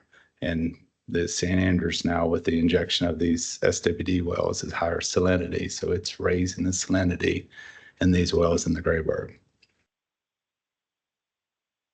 Okay, let's look at your next slide. And this one is pretty hard to read. But can you tell us what this shows? Okay, so what this shows here is it's kind of to start a comparison of the 2 fluids with it. And so up at the top, we have what's been represented by Goodnight of their water analysis of the water that's going into their SWD wells. And then, a representative sample, different wells in the MSU down below. And in between, I kind of have a mixing because the chemistry and the mixing of these 2 fluids is important. If you can scroll where I can see the headers at the top, there you go. Perfect. And so if we start working our way from left to right, let's say on the Goodnights there, you'll see that their pH, let's go down the columns, you go over to pH, you'll see that, their pH runs in the 6s. Ours is kind of more around that neutral 7 point, but there's a little variation of pHs, which affects chemistry. We move over to the next column, you see the TDS or total dissolved solids. You see that they're much higher they're in the 140, 150, and we end up being in the, 20,000s, as you go down through. Calcium, their fluid that they're injecting there has a much higher calcium content than what we do. That's what a tenfold, something from, we're in the 500s most of the time. They're in the 4 to 500, 5,000s. I see some 3s in there. So there's a fairly big difference on the cat irons. Magnesium's higher, which is not normally a really reactive thing. Now it helps with chemistry reactions. Barium, while it's fairly small, theirs is, reading in the ones and ours is in the points. We got a couple ones down there. So that, so barium's a concerning one, and then strontium gets to be concerning, and barium looks for the most part not to be too much different. So these, strontium is out there is kind of known as a forever chemical, and it also creates a very nasty scale, strontium sulfate, just like the barium sulfate, that the only way that you can get rid of it is by mechanical means. So if you have mixing of fluid in the formation that has, you're introducing a high strontium level with, what it's going to react with over on the other side is going to be your sulfate. So we'd have to run over to the sulfates, and you see you got 400s to 1000s in theirs, and we got a mixture of 600s to, a couple of 2000s outliers, it looks like. Since you're introducing more strontium, you have a good chance of forming this forever scale. And if it gets in the formation or whatever, it's good night, it's over, right? I mean, it'll form and, block off the ROZ, and you're never going to be able to recover it. So you have a high potential for real damage to be going on that you cannot go back on. It's not like, let's say, over to the side over here, the calcium carbonate. You can dissolve that with acid, so you can do some remedial things. But if you start getting barium sulfate or strontium sulfate forming, there's no good ways to remove it. Now, strontium, it's where the, TDS and things come into play also. Is the other chemicals, the higher the TDS, the more likely that strontium will form. Pressure and temperature have an impact too. But you see, as we start going across, you see sodium is much higher in the Goodnight water versus the MSU base water. Potassium's higher. Probably the sodium potassium is probably coming a lot from the frac fluid that's being used there. Another one that kind of jumps out that gets concerning, same way with strontium and lithium, is like when you start introducing these two, you start introducing norm into the system. So norm stands for normally organic recurring materials. And so whenever you get to the end of a life of a project where you have norm present, it requires a whole, to remove the equipment, the metals, gather that, and then you've got to go through a more expensive process to get rid of it. So you've got these heavy metals that are, migrating into the system that is going to cause,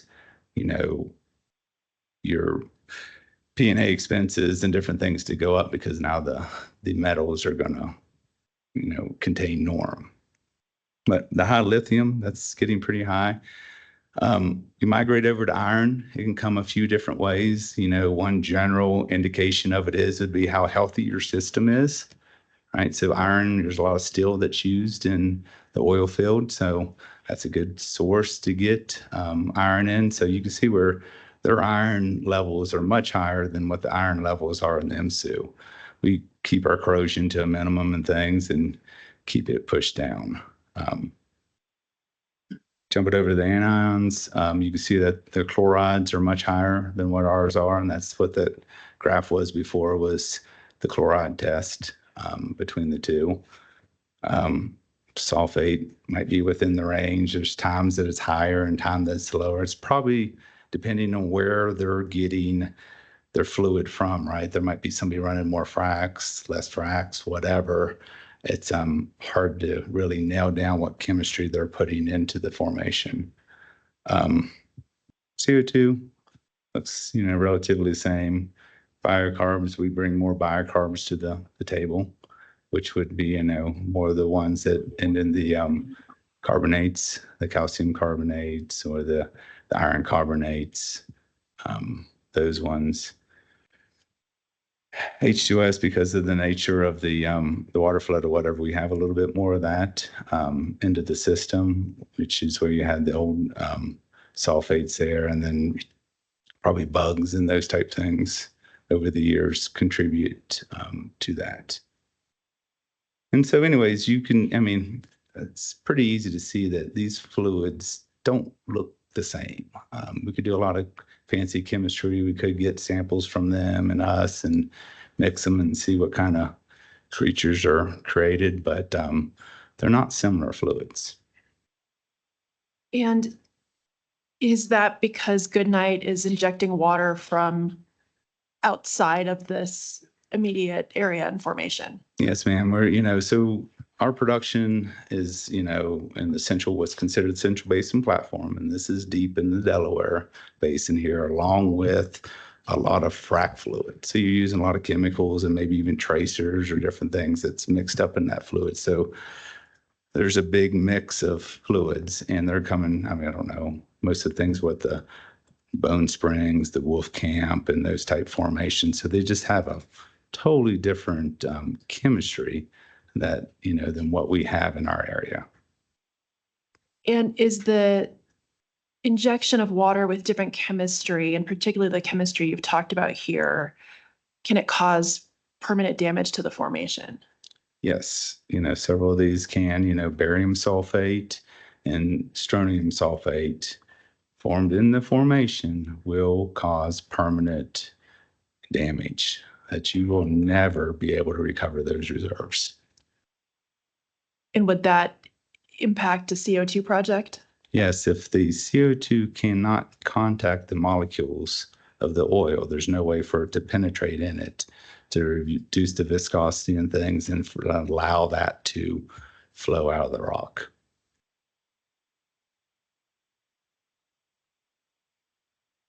It's your next slide, which is Exhibit B21. Can you tell us what this shows? So this is from Dr. Lindsay's testimony. You can kind of see where you got the folds setting up the reservoir, and then how historically you had the edge water that could feed up from the goat seep, and then you had the bottom water that came from the St. Andrews, and then you had up in the old connate water from the Grayburg prior to the flood or whatever. Did have higher salinity there, but the sulfate rich water, which is in the whole system, that sulfate gets to be real dangerous when it mixes with barium. And now a new chemical that's coming into it is the strontium, and you mix that strontium with this sulfate rich environment, which now for the most practical purposes, the Grayburg water has been replaced by the St. Andrews water, and where you see that the salinities are around that 12,000 parts, because a lot of production came out of the Grayburg before the start of the water flood, and then you introduced a lot of water into it to make the water flood happen. Anything else on this one? No, and outside of, whenever you bend, rock, it'll break and fracture. And so that's where you kind of get some of those plumes, and you can see where, the reservoirs have been bent. This is your Exhibit N14. What does this show? So this was provided to us from Goodnight after we had our guys in the field noticing, workover rig over on their well. And so this is where all the chemistry that we described above, and this is even before mixing, they had problems with heavy scale, heavy rust. You can see where it's highlighted there that they couldn't even separate the wellhead and pull the tubing hanger out because of how much scale there was in the tubing and things. And so I They don't tell me what type of scale that was, but it's probably one of those more forever scales. And you can see where it's forming on the way down in the reservoir. You imagine you add some pressure and you add some temperature to it, it's just like cooking in your kitchen. All of a sudden, those chemicals want to go more. Okay, day 2, here's the other piece of the damage is going, we're talking, as we read here, it's, it says that this is a, right here, yes, it says that, it's got liner damage, one over to the right, which liner damage would be indicating that it's line tubing in it. So they're putting plastic on the inside, plastic-like compound on the inside of the tubing that they're injecting down to try to prevent it from being affected from corrosion. As you see here, they indicate that they found several damaged corrosion pins. So this is a corrosive fluid that they're putting down in the reservoir, right? I mean, we don't need, to do any chemistry experiments whenever you have real results on a well that started in, don't know the exact date on the Rhino, but 2020, right around there, plus or minus a year. So it hadn't been in service that long. And you've got substantial damage and substantial scale that had formed here, according to this report.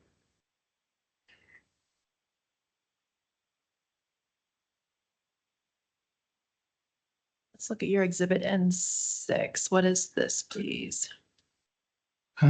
So this is a cross section. I can't remember who created this one. I think it was Ops Geologic, but you can see in it the Rhino SWD wells on the far left, and you can see where they have perfs, that are indicated in the red that do exist in the top part of the St. Andrews, which is right there, into the Grayburg, and even across from, areas that show that there's oil there.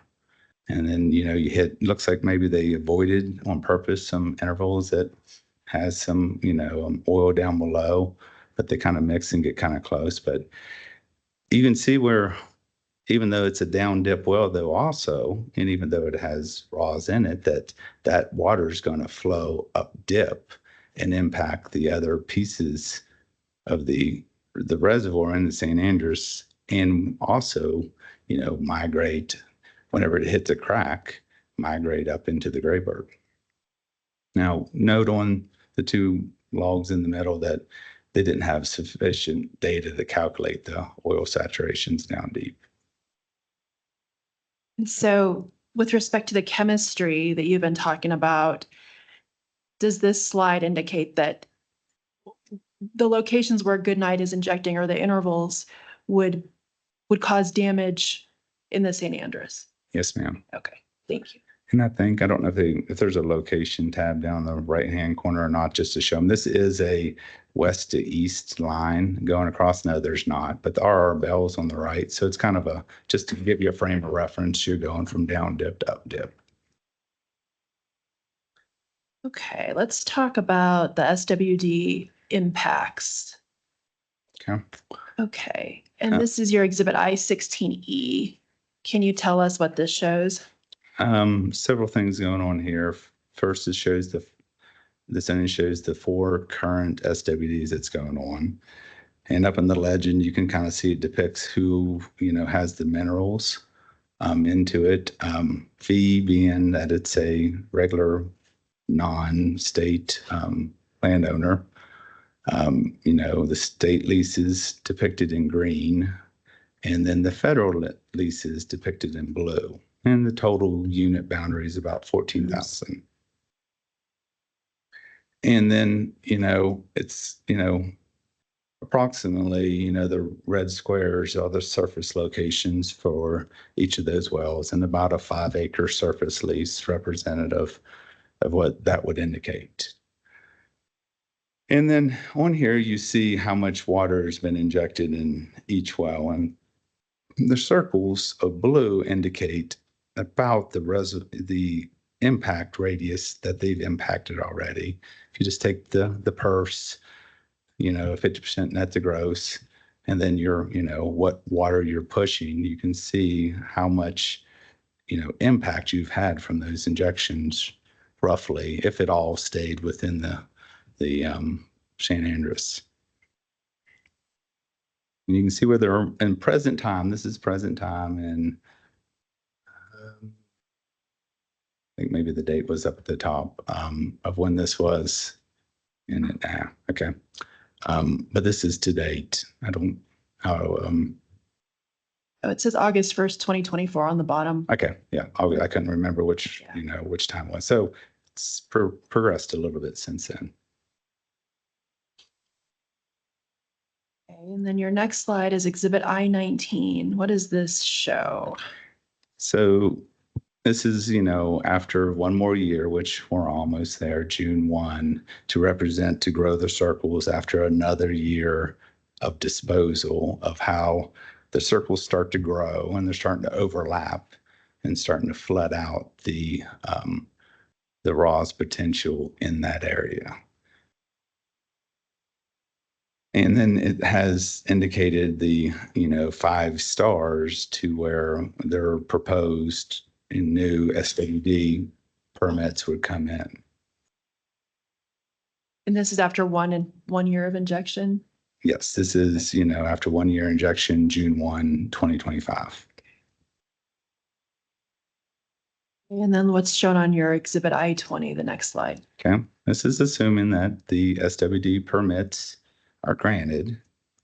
And this is to June 1, 2029. So 4 years down the road from now, 5 total on it. You can see where the blue circles continue to grow. And then the additional ones of, the 5 there start to commingle, and you really are flooding out the resource in the area. You can see how quickly the impact is. It's kind of from that cumulative water graph before. You see how rapidly that this is. And that's why, time is of the essence here, that this is very impactful. And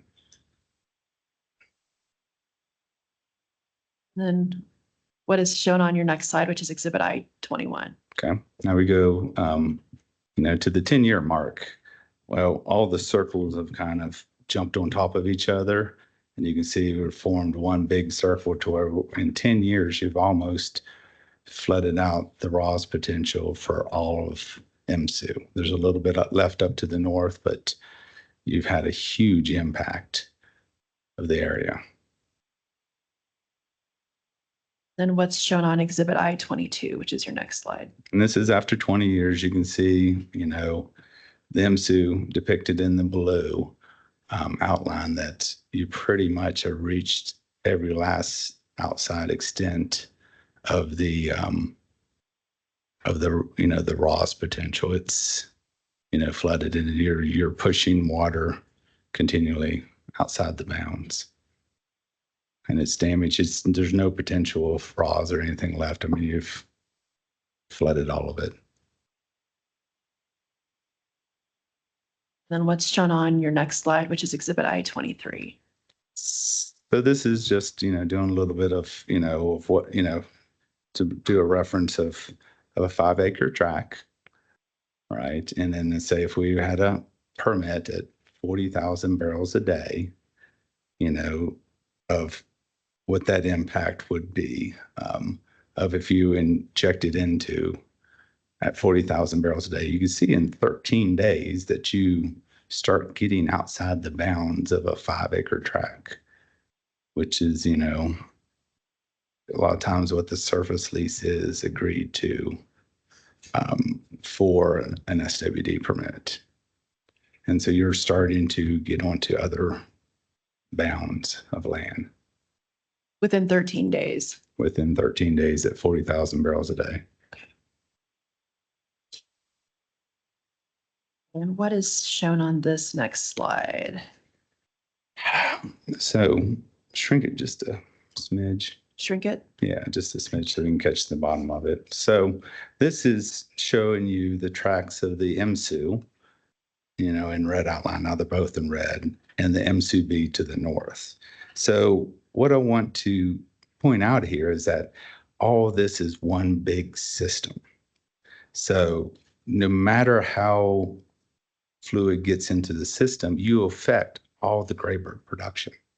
So, so whether that's coming up through existing well bores, fractures, or one real direct way would be on the active water supply well that we have going on, because it's part of the unit. So all that chemistry that we went over, because it's part of our water flood, and to produce it and to make up water, you're getting water from the St. Andrews. So if you're polluting that water, now you're effectively not only polluting MSU, but you're effectively polluting up into MSU-B also. So this is representative of all the pipelines and all the, the facilities. You can see kind of in the middle of the MSU there, you see the MSU CTB. And so all the water and fluid comes to there, and it's distributed out across the whole entire unit. That's what I was saying. If you're damaging our water supply, then you're damaging all the grayburg. Okay. And then here's a summary of your conclusions. Can you tell us what they are? From multiple different looks at it, to your, MSU has a great RAWS potential of over 900 million barrels in the St. Andrews, which is currently being impacted by Goodnight's SWD operations. Since you're injecting these large amounts of water, that by nature, that pressure in the St. Andrews is increasing. And this is promoting increase of water influx, which has been known from historical papers and very well publicized, into the grayburg intervals. And then, we are seeing, proof of it is that water chlorides are starting to increase, provide an indication that, yes, near the wellbore that we're getting, influx of water that is, changing the salinity of our fluid. All the 3 units that we have out there, the MSU, the MSU-B, and the AGU, all have a history of bottom water production from the St. Andrews, which plumes that have been well documented in, public papers. And so it just, can't be allowed to go on. And kind of to sum up, is the gist of this that Goodnight's injection is damaging the reservoir? Yes, it's damaging the potential RAWS in the St. Andrews, and it's damaging the current existing, grayburg, which is all part of the MSU unit. Both those are, part of the unitized interval. I have no further questions for Mr. West. He's available for cross-examination. Thank you. All right. Then Mr. Rankin.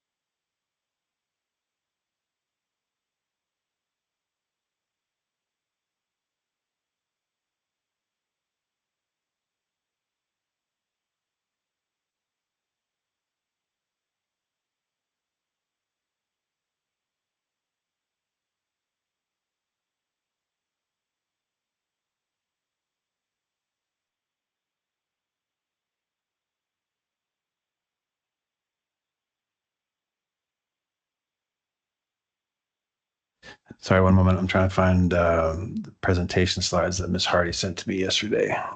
I thought you were about to say no questions. Yeah, yeah. No.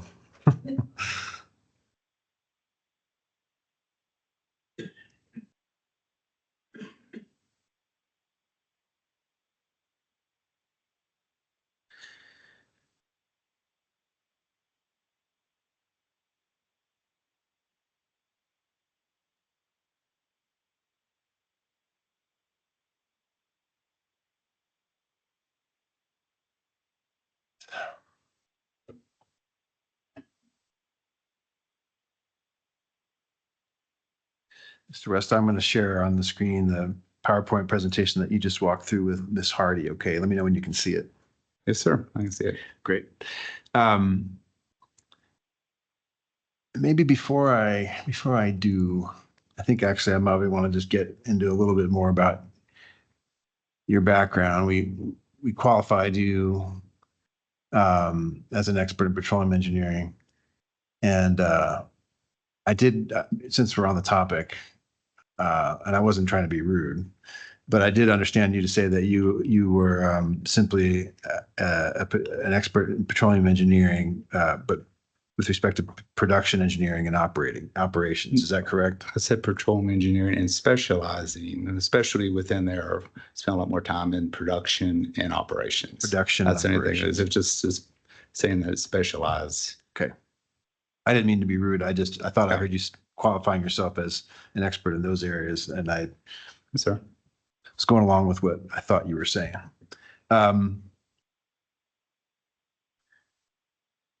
All right, so we got your resume or CV was attached as part of your direct testimony as Exhibit I, correct? Yes, sir. Okay, and you came on to Empire Petroleum in June of 2023, correct? Yes, sir. Okay.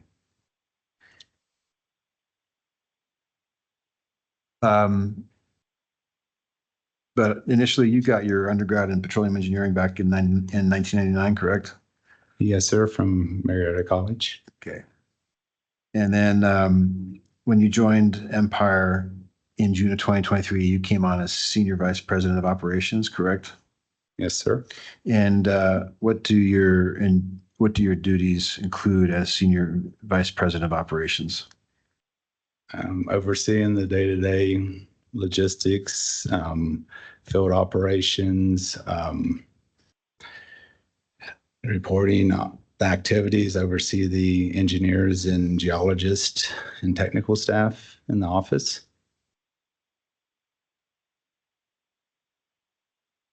And what areas do you oversee in that role? Engineering, geology, and the technical, like the technicians that work for them. And in that role, you're overseeing all of Empire's operations, not just in New Mexico, correct? Correct. Okay. And where would those be? We have operations in New Mexico, Texas, North Dakota, and Louisiana. Okay. And prior to coming on to work with Empire, did you have any experience with CO2 enhanced oil recovery projects? Not CO2, but enhanced oil recovery, yes, several water floods. Okay. Have any experience evaluating, assessing, or operating in a residual oil zone? No, sir. Any experience characterizing a potential residual oil zone? No, sir. Any experience operating in a residual oil zone? No, sir. Any experience designing or implementing a carbon dioxide tertiary flood? No, sir. And any experience designing or implementing a CO2 water alternating gas flood? No, sir.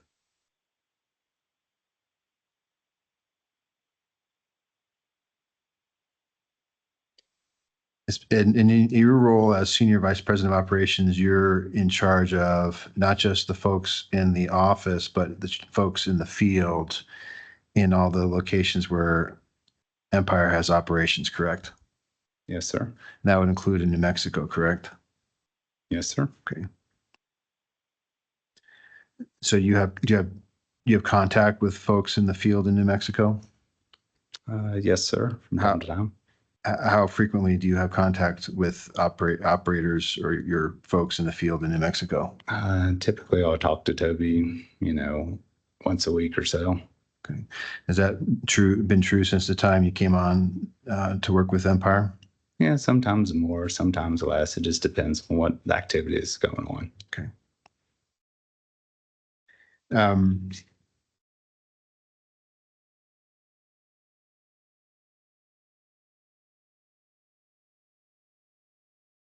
Now,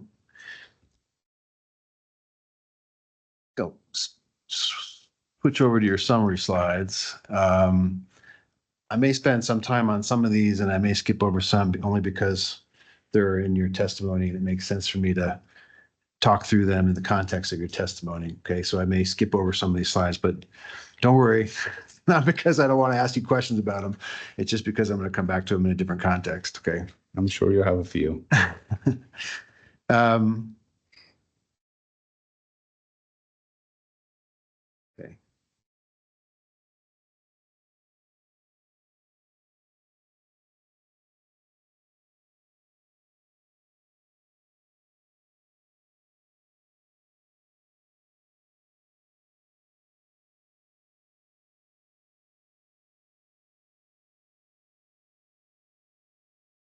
In your slide 2 here, you present your rebuttal exhibit N1.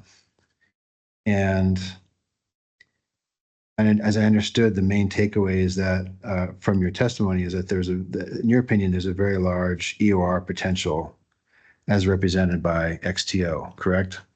This is XTO's representation that there is a large ROZ potential. And XTO's representation was limited to approximately minus 700 sub C in this document, correct? In this document, that is what they represented here. Are you aware of any other documents that reflect that XTO was representing a potential RZ any deeper than minus 700 sub C? I think you've seen them all. I don't think so. I'm asking you, I mean, are you aware of any documents in which XTO is representing a potential RZ deeper than minus 700 sub C? No, sir. Okay. Are you personally relying on XTO's representations in this slide or any of the other documents that you reviewed from XTO? It's a data point that you take into consideration. Okay, and are you taking this into consideration? Taking this into consideration that XTO Exxon believed in the ROZ enough to put it in a sales package. So it's, a bunch of other experts outside of the ones that I have in my office or third parties that have worked on this.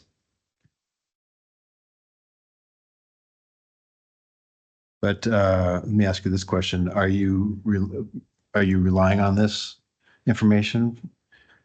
It's a data point. Okay. It's a data point. Are you looking to acquire additional data points? As an engineer, you continually take what data points you can find and do an engineering analysis on it. And this is one data point that another company who previously operated the asset felt pretty strongly that there's an ROZ here and to indicate it on a sales package, being one of the largest companies, oil and gas companies. So I'd have to say they believed in it pretty good. Now, this sales package, this document we're looking at, it wasn't limited to the EMSU, correct? No, sir. And it's referring to all 3 units, correct? Yes, sir. And that type log doesn't identify a specific well, does it? It just says type log. So we don't know what unit it's intended to represent, correct? That is correct. And so in any of the documents that you've seen from ExxonMobil or XTO, have you identified any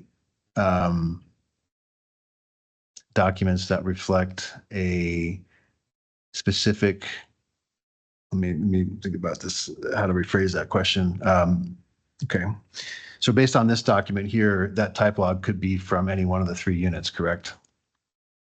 It's a type log representative of the area. Okay. And that's your understanding, right? Yeah, that's what I can see from the log, from the slide. There's no header saying what exact well it is. As a senior vice president of operations for Empire, when you came onto the company, how did you familiarize yourself with the 3 units that you were charged with overseeing? When I came onto the company, it was a operating asset that we had, and you kind of come on. I just, talking with staff in the office and talking with field staff and just familiarize myself that way.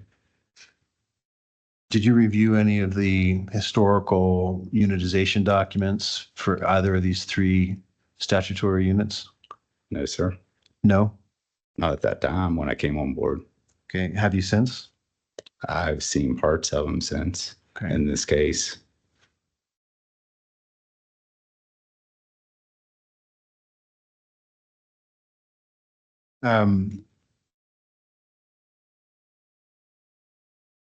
So it's your understanding that XTO believed strongly enough in the potential for an ROZ in these three units and represented that it had a potential of producing more than 900 or containing more than 900 million barrels of oil, but they sold it for less than $18 million to Empire. Yes, they sold it to Empire. I don't understand your question. Well, let me rephrase it. If you believe that XTO believes strongly in the potential for that the ROZ that they represented in this document, if they believe strongly that there was a ROZ across these units containing upwards of 900 million barrels of oil, why did they sell it to Empire for less than $18 million? I have no speculation on Exxon's business practices.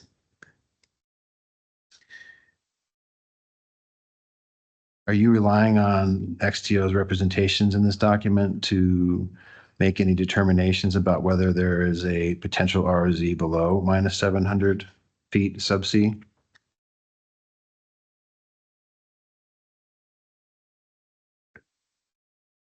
Repeat the question, just to make sure I understand it. Sure. Are you relying on any of the representations made by XTO in this document or any of the others that you reviewed to conclude that there is a potential ROZ deeper than minus 700 feet subsea? Not from Exxon. Not from Exxon Correct. and not from XTO? Correct. Okay.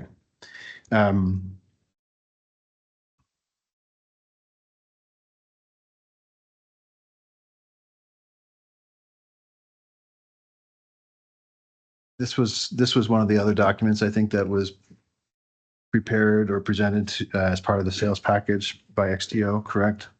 That is correct. It does have a little bit of shading on it that wasn't in the sales package. Okay, and that was something you added, right?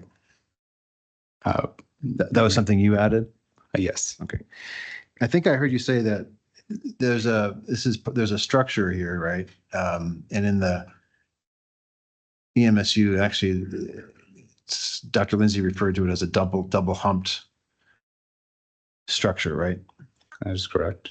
What's the mechanism? This is a conventional reservoir. I mean, the EMSU is a conventional reservoir, correct? That is correct. Okay. And what is the trapping mechanism for the EMSU? Is it structural or is it stratigraphic? Not a geologist exactly to define that. Okay. So you're not sure whether it's a structural trapping mechanism or a stratigraphic trapping mechanism here? From Dr. Lindsay's, you got you got a structural component, and then I believe as you go farther to the east, there was a deterioration of the reservoirs also that he indicated on his testimony. So it looks, a little bit of a combo.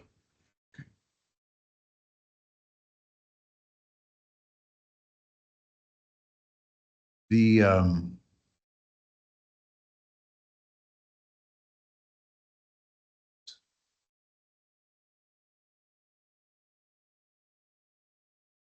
catch up where I am here.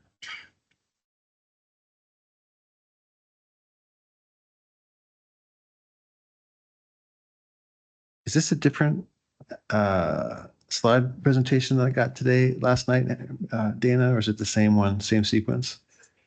Okay. Same.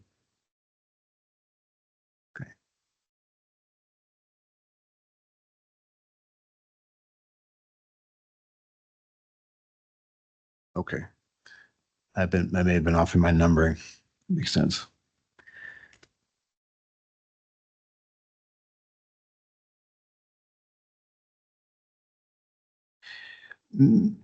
Mr. West, you testified when we were looking at this slide about two wells that tested oil at the top of the structure, correct? In the San Andreas?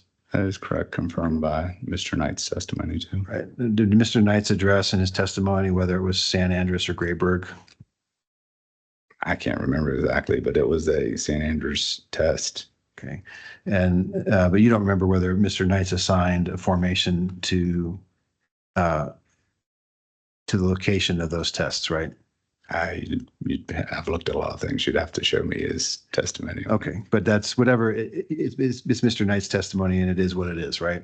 That is correct. Okay, and he'll be able to clarify that if it's something different. But as you sit here today, you don't recall whether he actually assigned those production tests to one formation or another, correct? Yeah, correct. I don't have his testimony in front of me. Now, the production tests that you referred to in the 660 and 658, were they both publicly available? Not sure if it ever was in a public document or not. I'm unsure.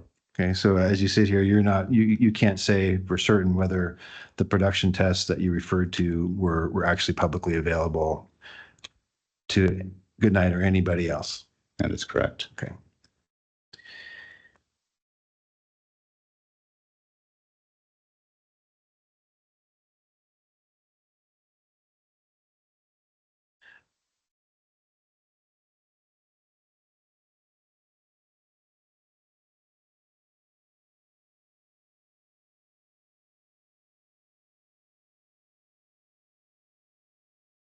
This one.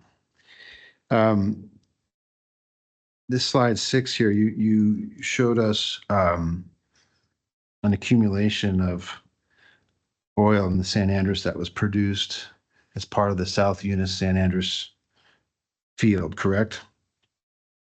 From that pool, correct. Okay. And in this slide, you got a depiction of the productive area of that field, correct? That is correct.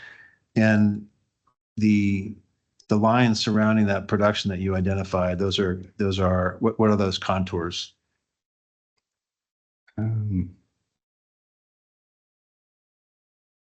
Looks like it's from the bottom right-hand corner. It said it's a net pay. Okay. It's net pay, and the contour intervals are what? What are the contour intervals? My eyes are not that good.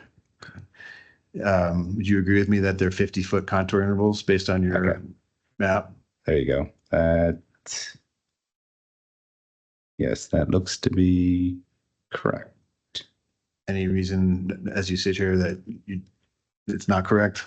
No, I just wanted to make sure I verified the contours. And you added those values, right, on the contour intervals, the 100 feet, the 50 foot, 150 foot, right? Yes, because you couldn't really read them. They're so tiny on the actual contours. Okay. And so if this is the 50-foot contour here that I'm indicating, then the next contour interval would be 0, correct?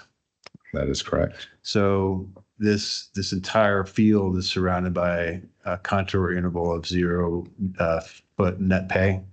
Net pay. That Right. is correct. Okay. And also, as indicated by this legend, we have there's an additional figure that is indicated throughout the map, which is this green circle with a white center. Okay. Do you see that? Yes, sir. And it's a little hard to read, but I think it says something about San Andreas is present. Do you agree with that deciphering of that legend key? Yeah, I think the best I can read it, I can see present. I don't know what the 2-letter word is, but that looks like St. Andrews. Okay, so it says, I believe it says, and you agree with me, that it says San Andreas is present, right? Yes, sir. Okay, so if I go back to the map and I look over here and I see that to the west and south of this field where the net pay goes to 0, we have got a lot of other wells which indicate that San Andres is present. Agree? Agree.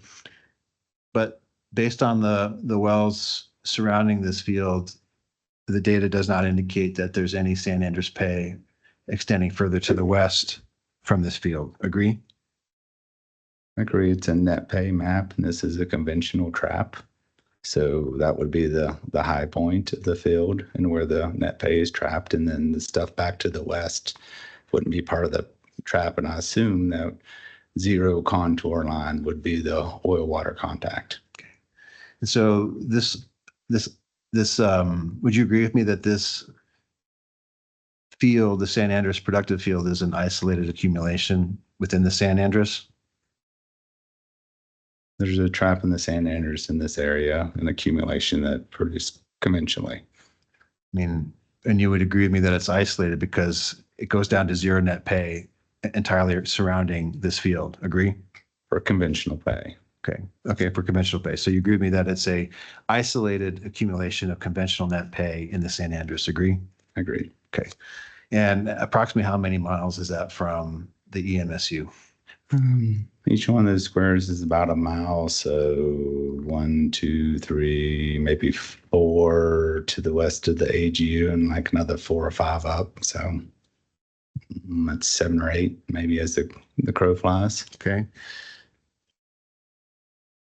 So 7 or 8 miles from the EMSU, you've identified a isolated conventional net pay oil accumulation in the San Andres of approximately how many acres? So it would be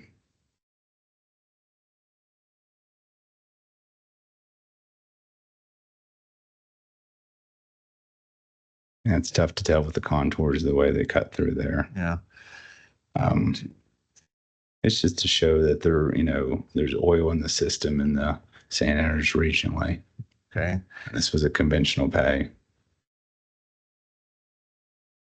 where you had a trap. So how does this relate? I mean, if it's conventional pay 7 miles away, how does this relate to potential for ROZ in the EMSU 7 miles away?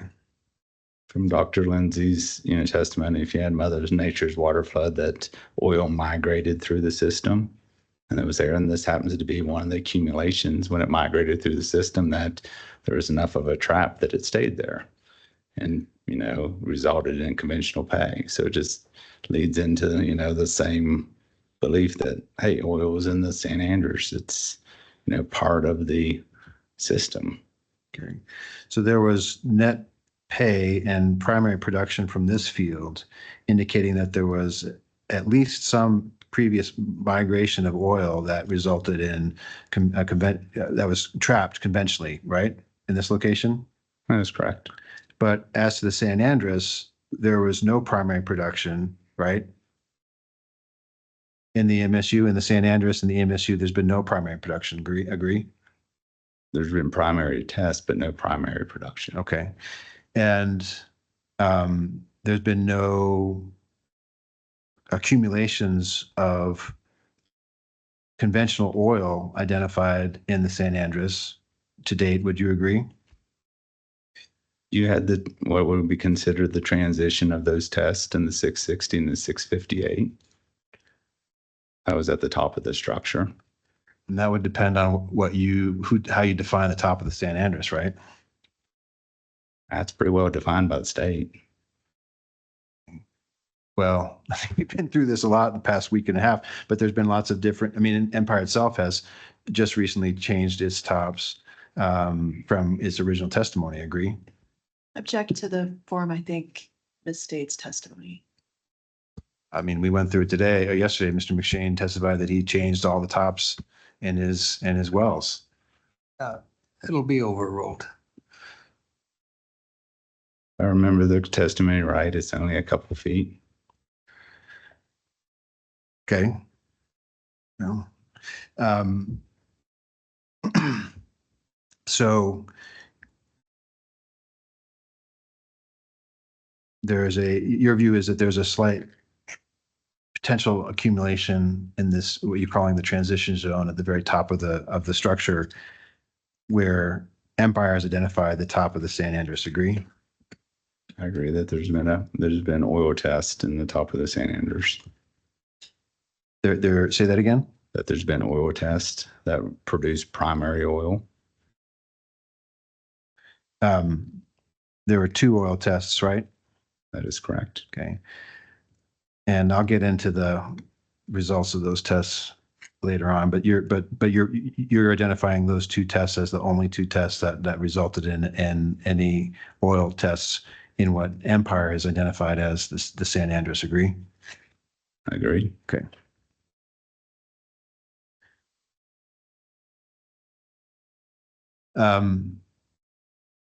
Does this, going back to your slide 6, your rebuttal exhibit N15, what does this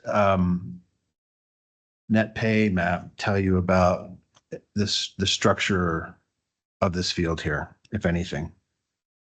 I can't really depict structure off of a net pay map. Okay.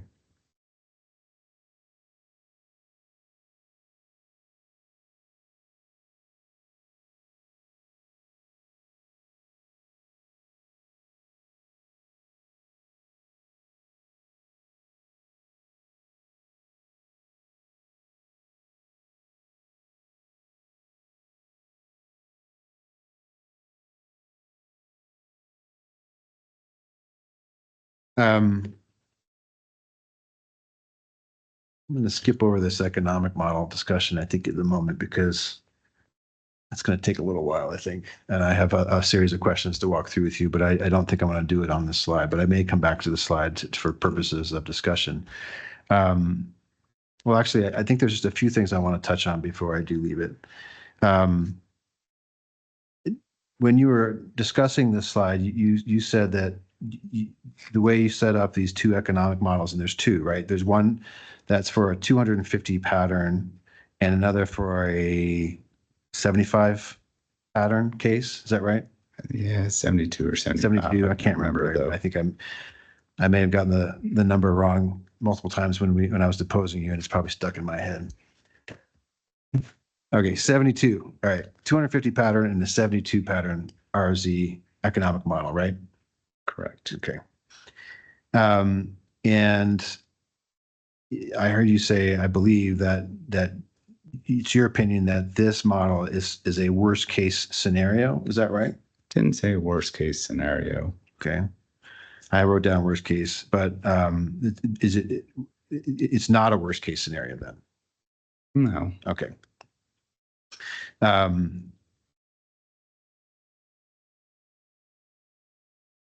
But just before I move off of this, my recollection is that the model is based on a assumption that there is a 400-foot continuous interval of 30% average oil saturation that would be targeted, correct?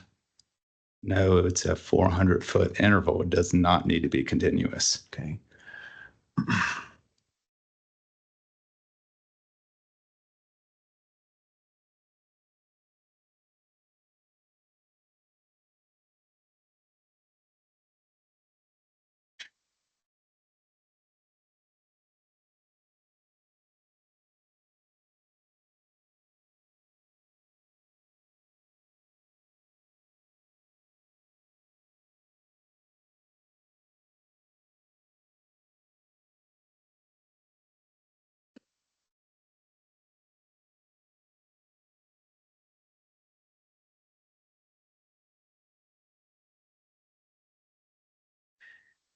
I find the comment.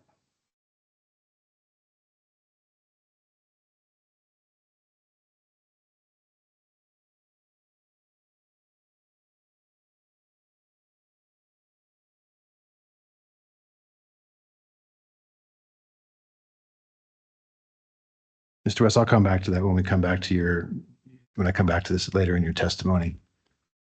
But for now, you're telling me that it doesn't need to be continuous, but there needs to be an average oil saturation of 30% across that 400 feet, because that's the basis for your model, correct? For the net part of the pay that would be in it, that's what it would be 30% saturation in that model Okay. and 400 foot in net pay. Just like the Grayberg above you is not a continuous. Okay, I'll come back to the rest of the economic model later when I get to it in your testimony.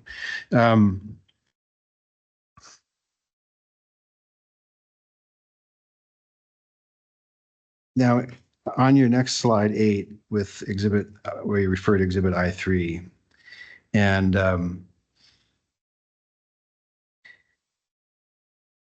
we went through this a lot with Dr. Lindsay and the witnesses during the first week of this hearing. And I was trying hard to ascertain and identify any papers or documentation that established that there was a record, okay, documentation of actual water migrating up from the San Andreas into the Grayberg. And you said several times during your introduction that it's been well documented historically that there is San Andreas water migrating up into the Grayberg. You referenced that there are papers that discuss this, and that there's this demonstration of San Andreas water coming up into the Grayberg formation. I'm asking you to tell me where is it well documented that there is San Andreas water, or has been San Andreas water communicating up into the Grayberg formation? Can you pull up the slide that you're talking about? Ah, put it away. Sorry.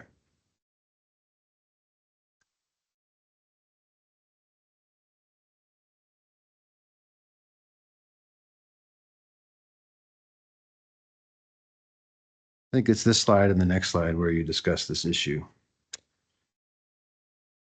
Yes. So you flip to the next slide. I mean, this is just historical water production. So it's public data that's out there that you could see that water was coming in. But go to the next slide. So, but on this slide, you're saying that water is coming in. What do you mean? How is it showing that water is coming in? Your production only from the Grayberg, and then you have these high water volumes indicated by the larger blue circles. How do I know that that's a high water volume for that well? It's a bigger circle and it has the barrels underneath of it. But how do I know that that's a high water volume relative to the production from that well? What else would it be from? Well, I mean, relatively speaking, I have no basis to agree with you that that's a high water production. What's the overall production from that well? What's the ratio of oil to water? I don't know from this. I mean, we could look back on the records and determine it, but that's representative of the water volume. But you're telling me that that's an excessive amount of water, and I'm asking you, how do I know from this bubble plot that it's actually excessive relative to what? Relative to how do I know that it's a high water volume? Relative to the other wells in the area, the sizes of the circles. Okay. But I don't know how much overall fluids the other wells with smaller circles have produced, do I, based on this map? Tells you the water volumes on there. But I don't know how much oil that well produced. I don't know what the overall production of fluids from that well is to know whether that's a lot of water or a little water for that little dot or that big dot, right? This depicts water volume. Bigger circle would be larger water volume. Smaller circle would be less water volume. I mean, what if these bigger circles that you're pointed out here also produce proportionally the same proportion? Say if we compare these two circles here, okay, the EMSU 144 and the EMSU 162 just to the southeast, okay? Let's just say, for the sake of argument, that the 144 produced proportionally more water than the 162 well, okay, relative to the amount of water it produced. How can you say then that well is producing an excessive amount of water? I would need to be able to see if you wanted to do that full analysis, the full production from each one. But we're just talking volume of water, not total volume production out of the wells. I hear you. And you're telling me that that well, this big circle around the 144 produced 2.6, is it million barrels of water? Is that right? Yeah, I can't read the numbers always all the way, but that looks correct. Okay. And you're saying that on the slide that it's they're high water production, but I guess what I'm trying to get at is I don't know that that's high water production relative to the overall production from that well. There's no relativity. It's just water production. Okay. But you agree with me that this map tells us nothing about the total volumes of fluid that were produced from the 144 well. Agree? This tells us cumulative water volumes as of 1986. And it tells us nothing about what the volume of oil or total fluids that were produced from that well. Agree? This is just water volumes. So I don't know over the history of that well whether that is an abnormal amount of water produced from that well or not. Agree? It's a larger water volume compared to the wells around it. We're just talking about water volume, not ratios. But I don't know whether that well has produced an excessive amount of water relative to that well's historic production. Objection asked and answered. I do think he's answered the question. Okay.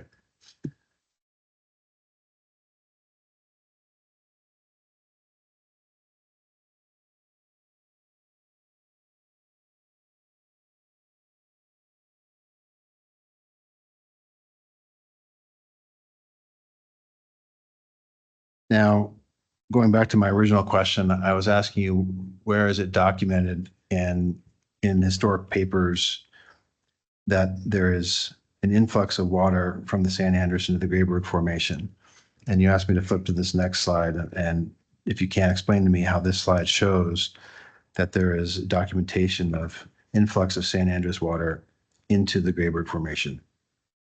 So this, is from the technical committee report referencing high water volumes. Again, the peaks, as you can see the scale over to the far left, and that, they were using this to demonstrate the plumes of the water in the field, and that they documented it from sulfate-rich waters, which was coming from the San Andres, and then that was causing the scale problems. Which paper are you referring to? It says that it's documented that it came from San Andres water in the Grayburg Formation. I'd have to see the references. I think maybe if you go to the next slide. Okay. Right here, this, 1996 Chevron paper.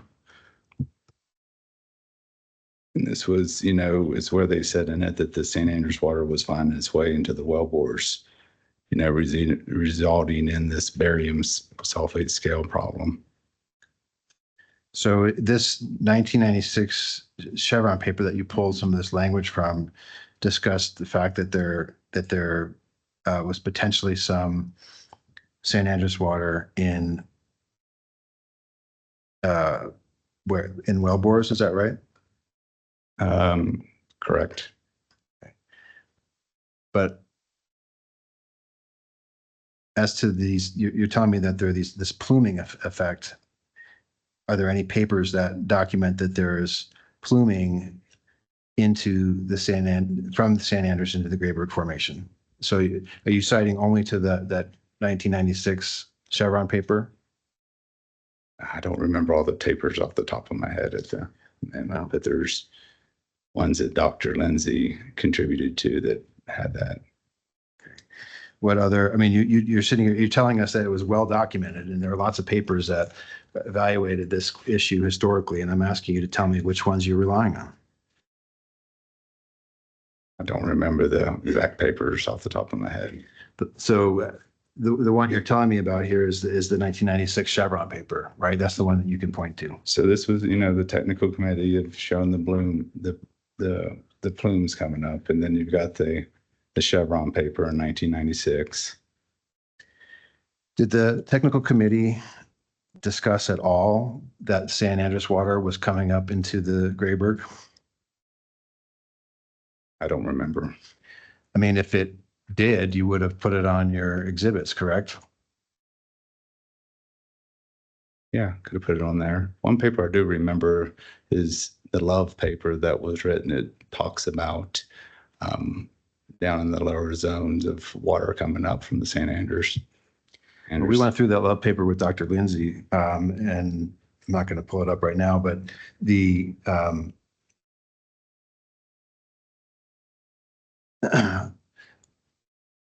did the technical, I mean, I'm asking you, I mean, to your best of your knowledge, as you sit here, did the technical committee paper or any of the information presented to the commission or evaluated by the technical committee and recommending the creation of the MSU unit identify specifically any communication between the San Andreas and the Grayburg?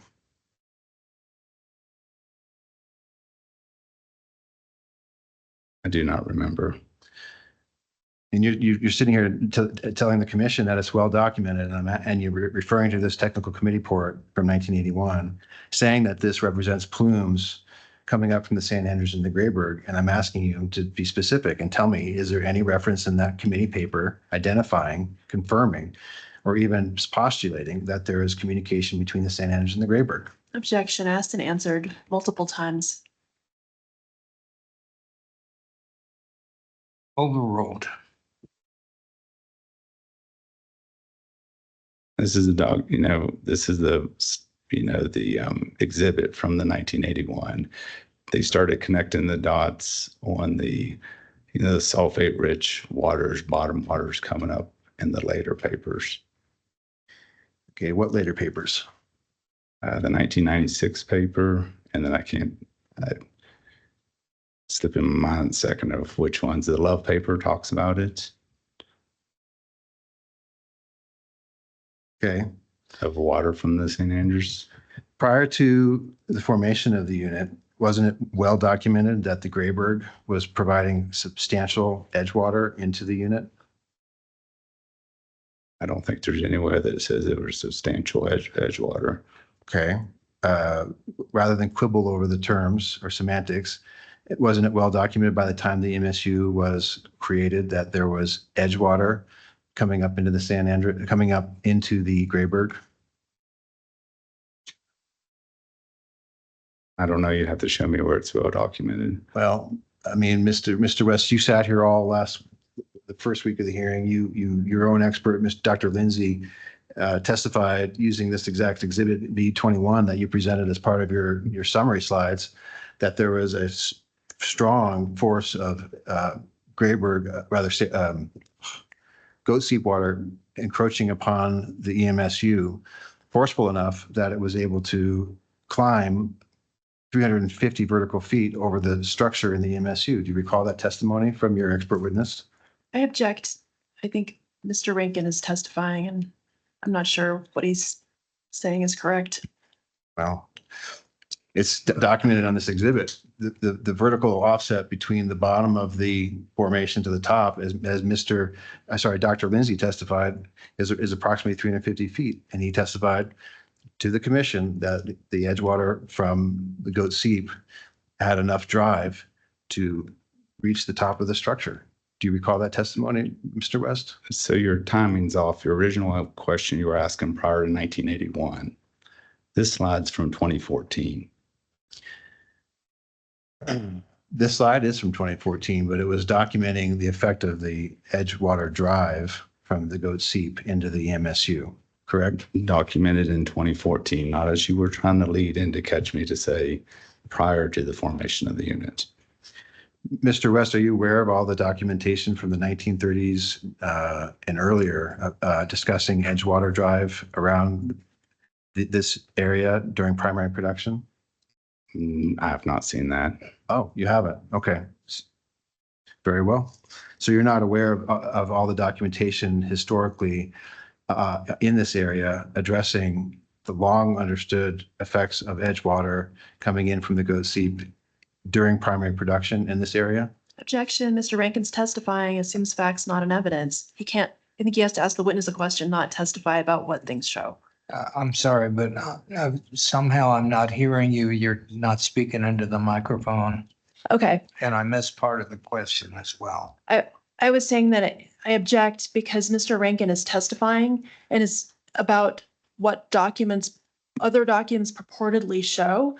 And I think it assumes facts, not an evidence, and it's an improper question for the witness. His own experts can testify about the papers if they want to do that. Mr. Rankin, just rephrase the question, Sure. would you? I mean, this is an exhibit that was brought up in direct examination. So And he's asking about other documents other than this exhibit. Yeah, I'm asking him if he's aware of the well-documented papers that address Edgewater Drive, demonstrating that there is going back into the 30s and 20s, that there is a well-documented Edgewater Drive of goat seep encroaching upon primary production in this area. Are those in evidence in this case yet? They will be. If they're not, I believe they will be. I think I have to think about whether any of Empire's witnesses referred or use those as evidence. I'm not 100% sure if they have, but they will be. Yeah, it's all part of Goodnight's direct testimony that was filed previously. Well, it's a yes or no question. I think you can ask that. I mean, are you aware, again, Mr. West, of the well-documented historical papers that address the early effect of goat seep Edgewater Drive in this area during primary production? Can you tell me what paper you're referring to? It's I don't have it off the top of my head. I'm asking you if you're aware of it, and I guess it's a yes or no question. Either you're aware of it or you're not. Don't think I'm aware of it. Okay.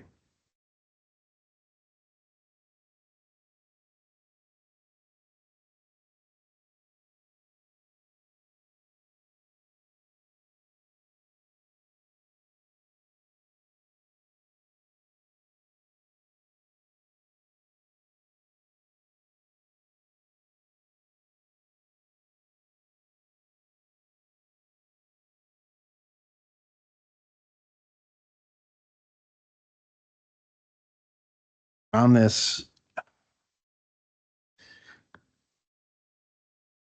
reference here, you cite to this 1996 Chevron paper, correct? That is correct.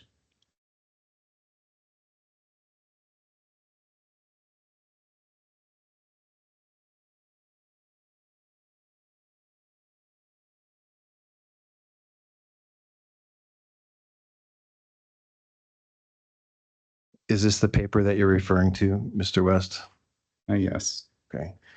And this is the paper that you're saying supports your position that there is documentation of St. Andrews water making its way into the well bores in the Grayburg? Yes, in form and barium scale. Okay. And is it your opinion that this paper confirms that that was in fact happening? Yes. Okay.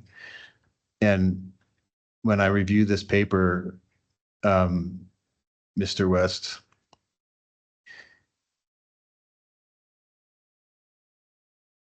I think I didn't highlight the part that.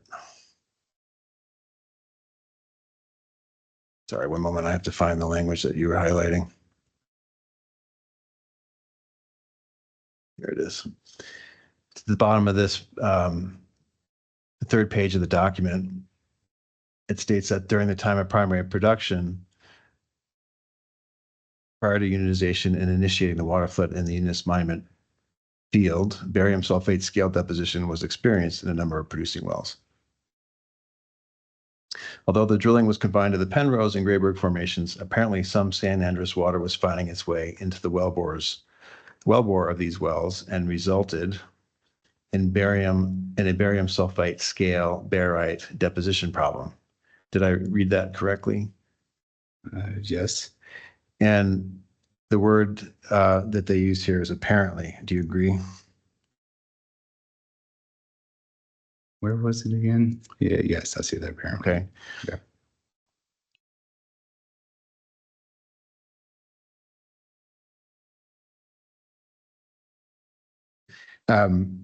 So apparently it doesn't sound like a confirmation to me. Does it sound like a confirmation to you? Apparently, it's pretty, sounds like a confirmation. Okay, so in your opinion, apparently is a strong enough determination that it's a confirmation. In this context, yes. Okay. And then they go on to say a possible explanation is shown in the sketch in figure 4. Correct? The document speaks for itself. Okay. And it goes on to say that production experience strongly suggests that mixing of the water occurs in the producing wellbores rather than in the formation. Did I read that correctly? That's what the document says. Yep. And you excluded that portion of the paper from your exhibit, correct? It's not air, but whether it's mixing in the reservoir or the well, if the wellbores didn't penetrate down far enough to the San Andreas, then how is it mixing into the wellbore? Well, my understanding, Mr. West, is that this paper postulates a solution for that quandary, and it shows in figure 4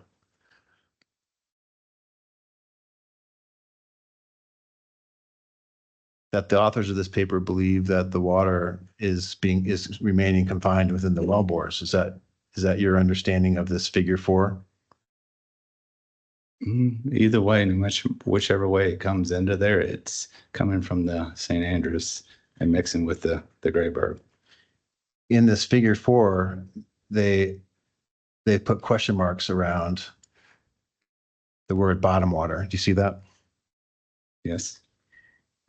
That indicates to me that it's an uncertainty, but you're telling me that you believe that this figure 4 confirms that there's bottom water from the San Andreas making its way into the wellbores of the of the Grayburg. It said above that it was making it in the wellbores. The statement above said it was making it into the wellbores, correct?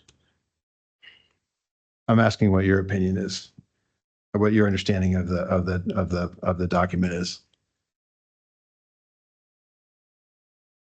It says a sketch of how the St. Andrews water resulted in the formation of barium scale before the water flood was initiated.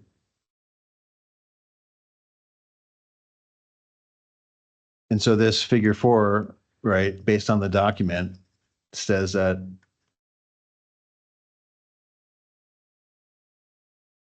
it's a possible explanation, right, is shown in the sketch. Yep. So the possible explanation is the sketch of the pure wellbore or from the fractures in the formation, but St. Andrews water was getting into Grayburg. Where does it say that there are fractures in the formation?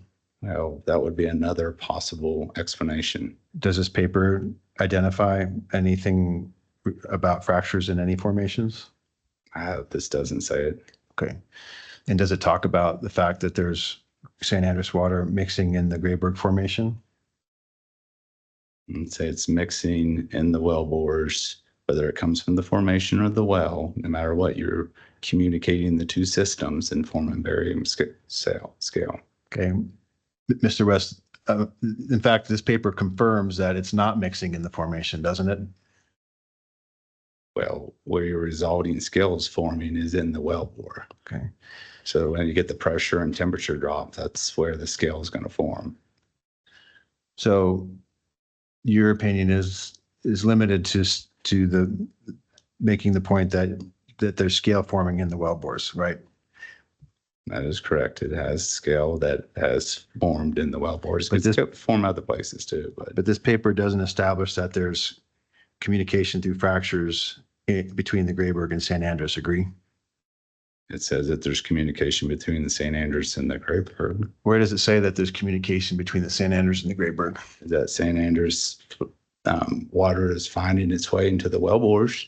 Isn't that communication? It says apparently some San Andreas was finding its way into the wellbore, correct? Correct. Was it confirmed? Apparently, it seems to be confirmed. The confirmation would be the formation of the barium sulfate. Okay.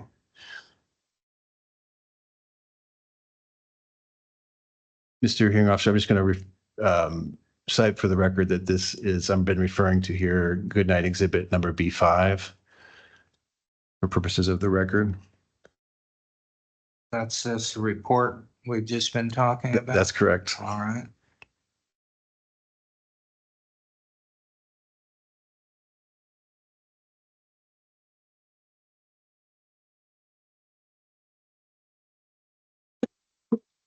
Um,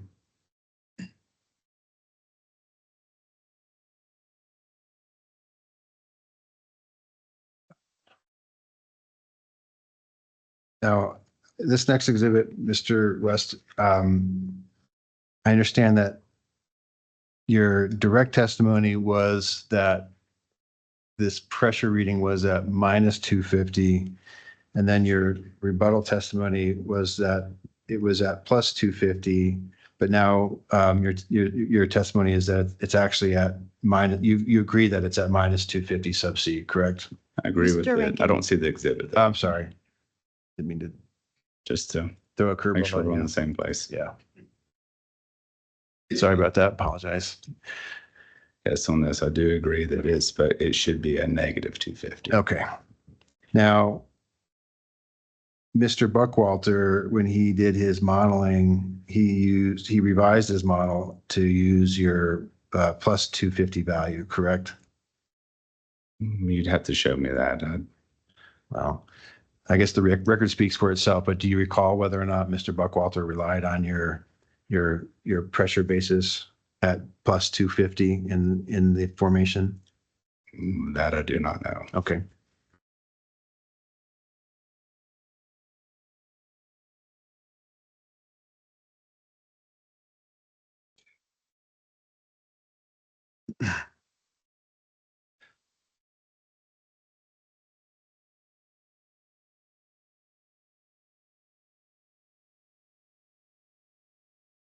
Let's see.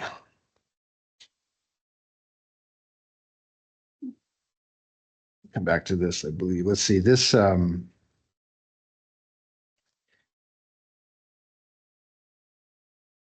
thing I wanted to ask, I think I understood you to say when I was looking at this, when you were talking about this slide in your exhibit N8, and this is slide 12 of your presentation.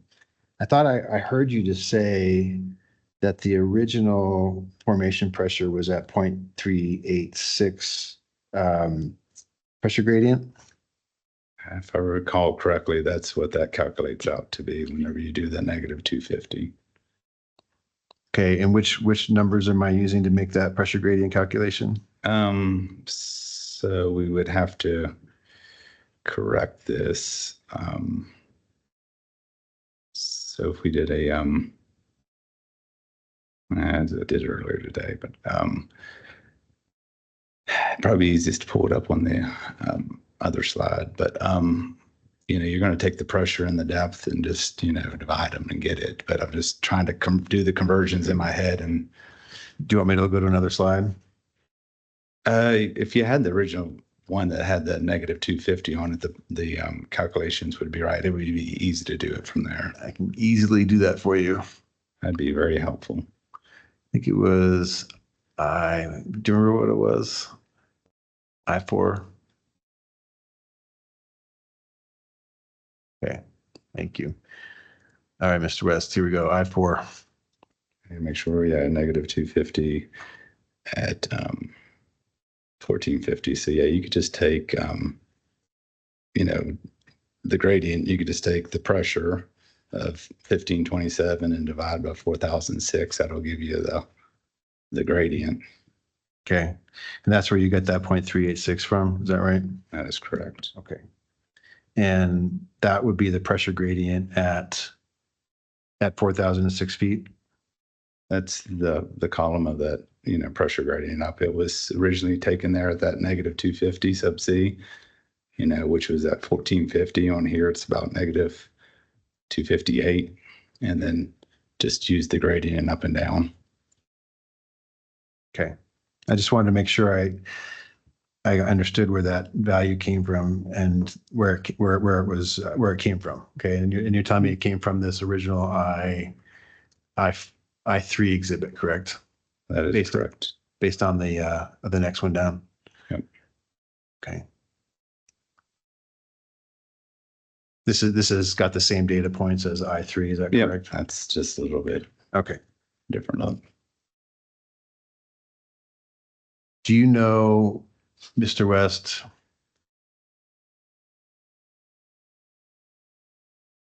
whether this depth at 4,006 feet is above Goodnight Midstream's permeability barrier? That it's identified in its exhibits? I would need to see where this is on the map, and you would have to show me a well log. Very well. Sitting here today, you don't know whether that's above or below Goodnight's permeability barrier that it's picked and it relies on in its exhibits and testimony. I really don't know where Goodnight's permeability barrier is. After all this time. And you're using this as a basis to show that there's communication, pressure communication between what you're calling the San Andres and the Grayburg, but you haven't determined or ascertained for yourself, and you can't tell the commission whether or not it's actually within the disposal zone that Goodnight is disposing into, correct? Show me the well in your disposal, and then we can. I'm asking you, it's your analysis. Have you determined whether or not this is in Goodnight's disposal zone? I don't really recognize Goodnight's tops as being accurate and correct, so I don't know that off the top of my head. So I don't know that the tops matter. I'm asking whether or not you've identified whether or not this pressure that you've taken is actually within Goodnight's disposal zone. This is in the St. Andrews, is where it's depicted on here.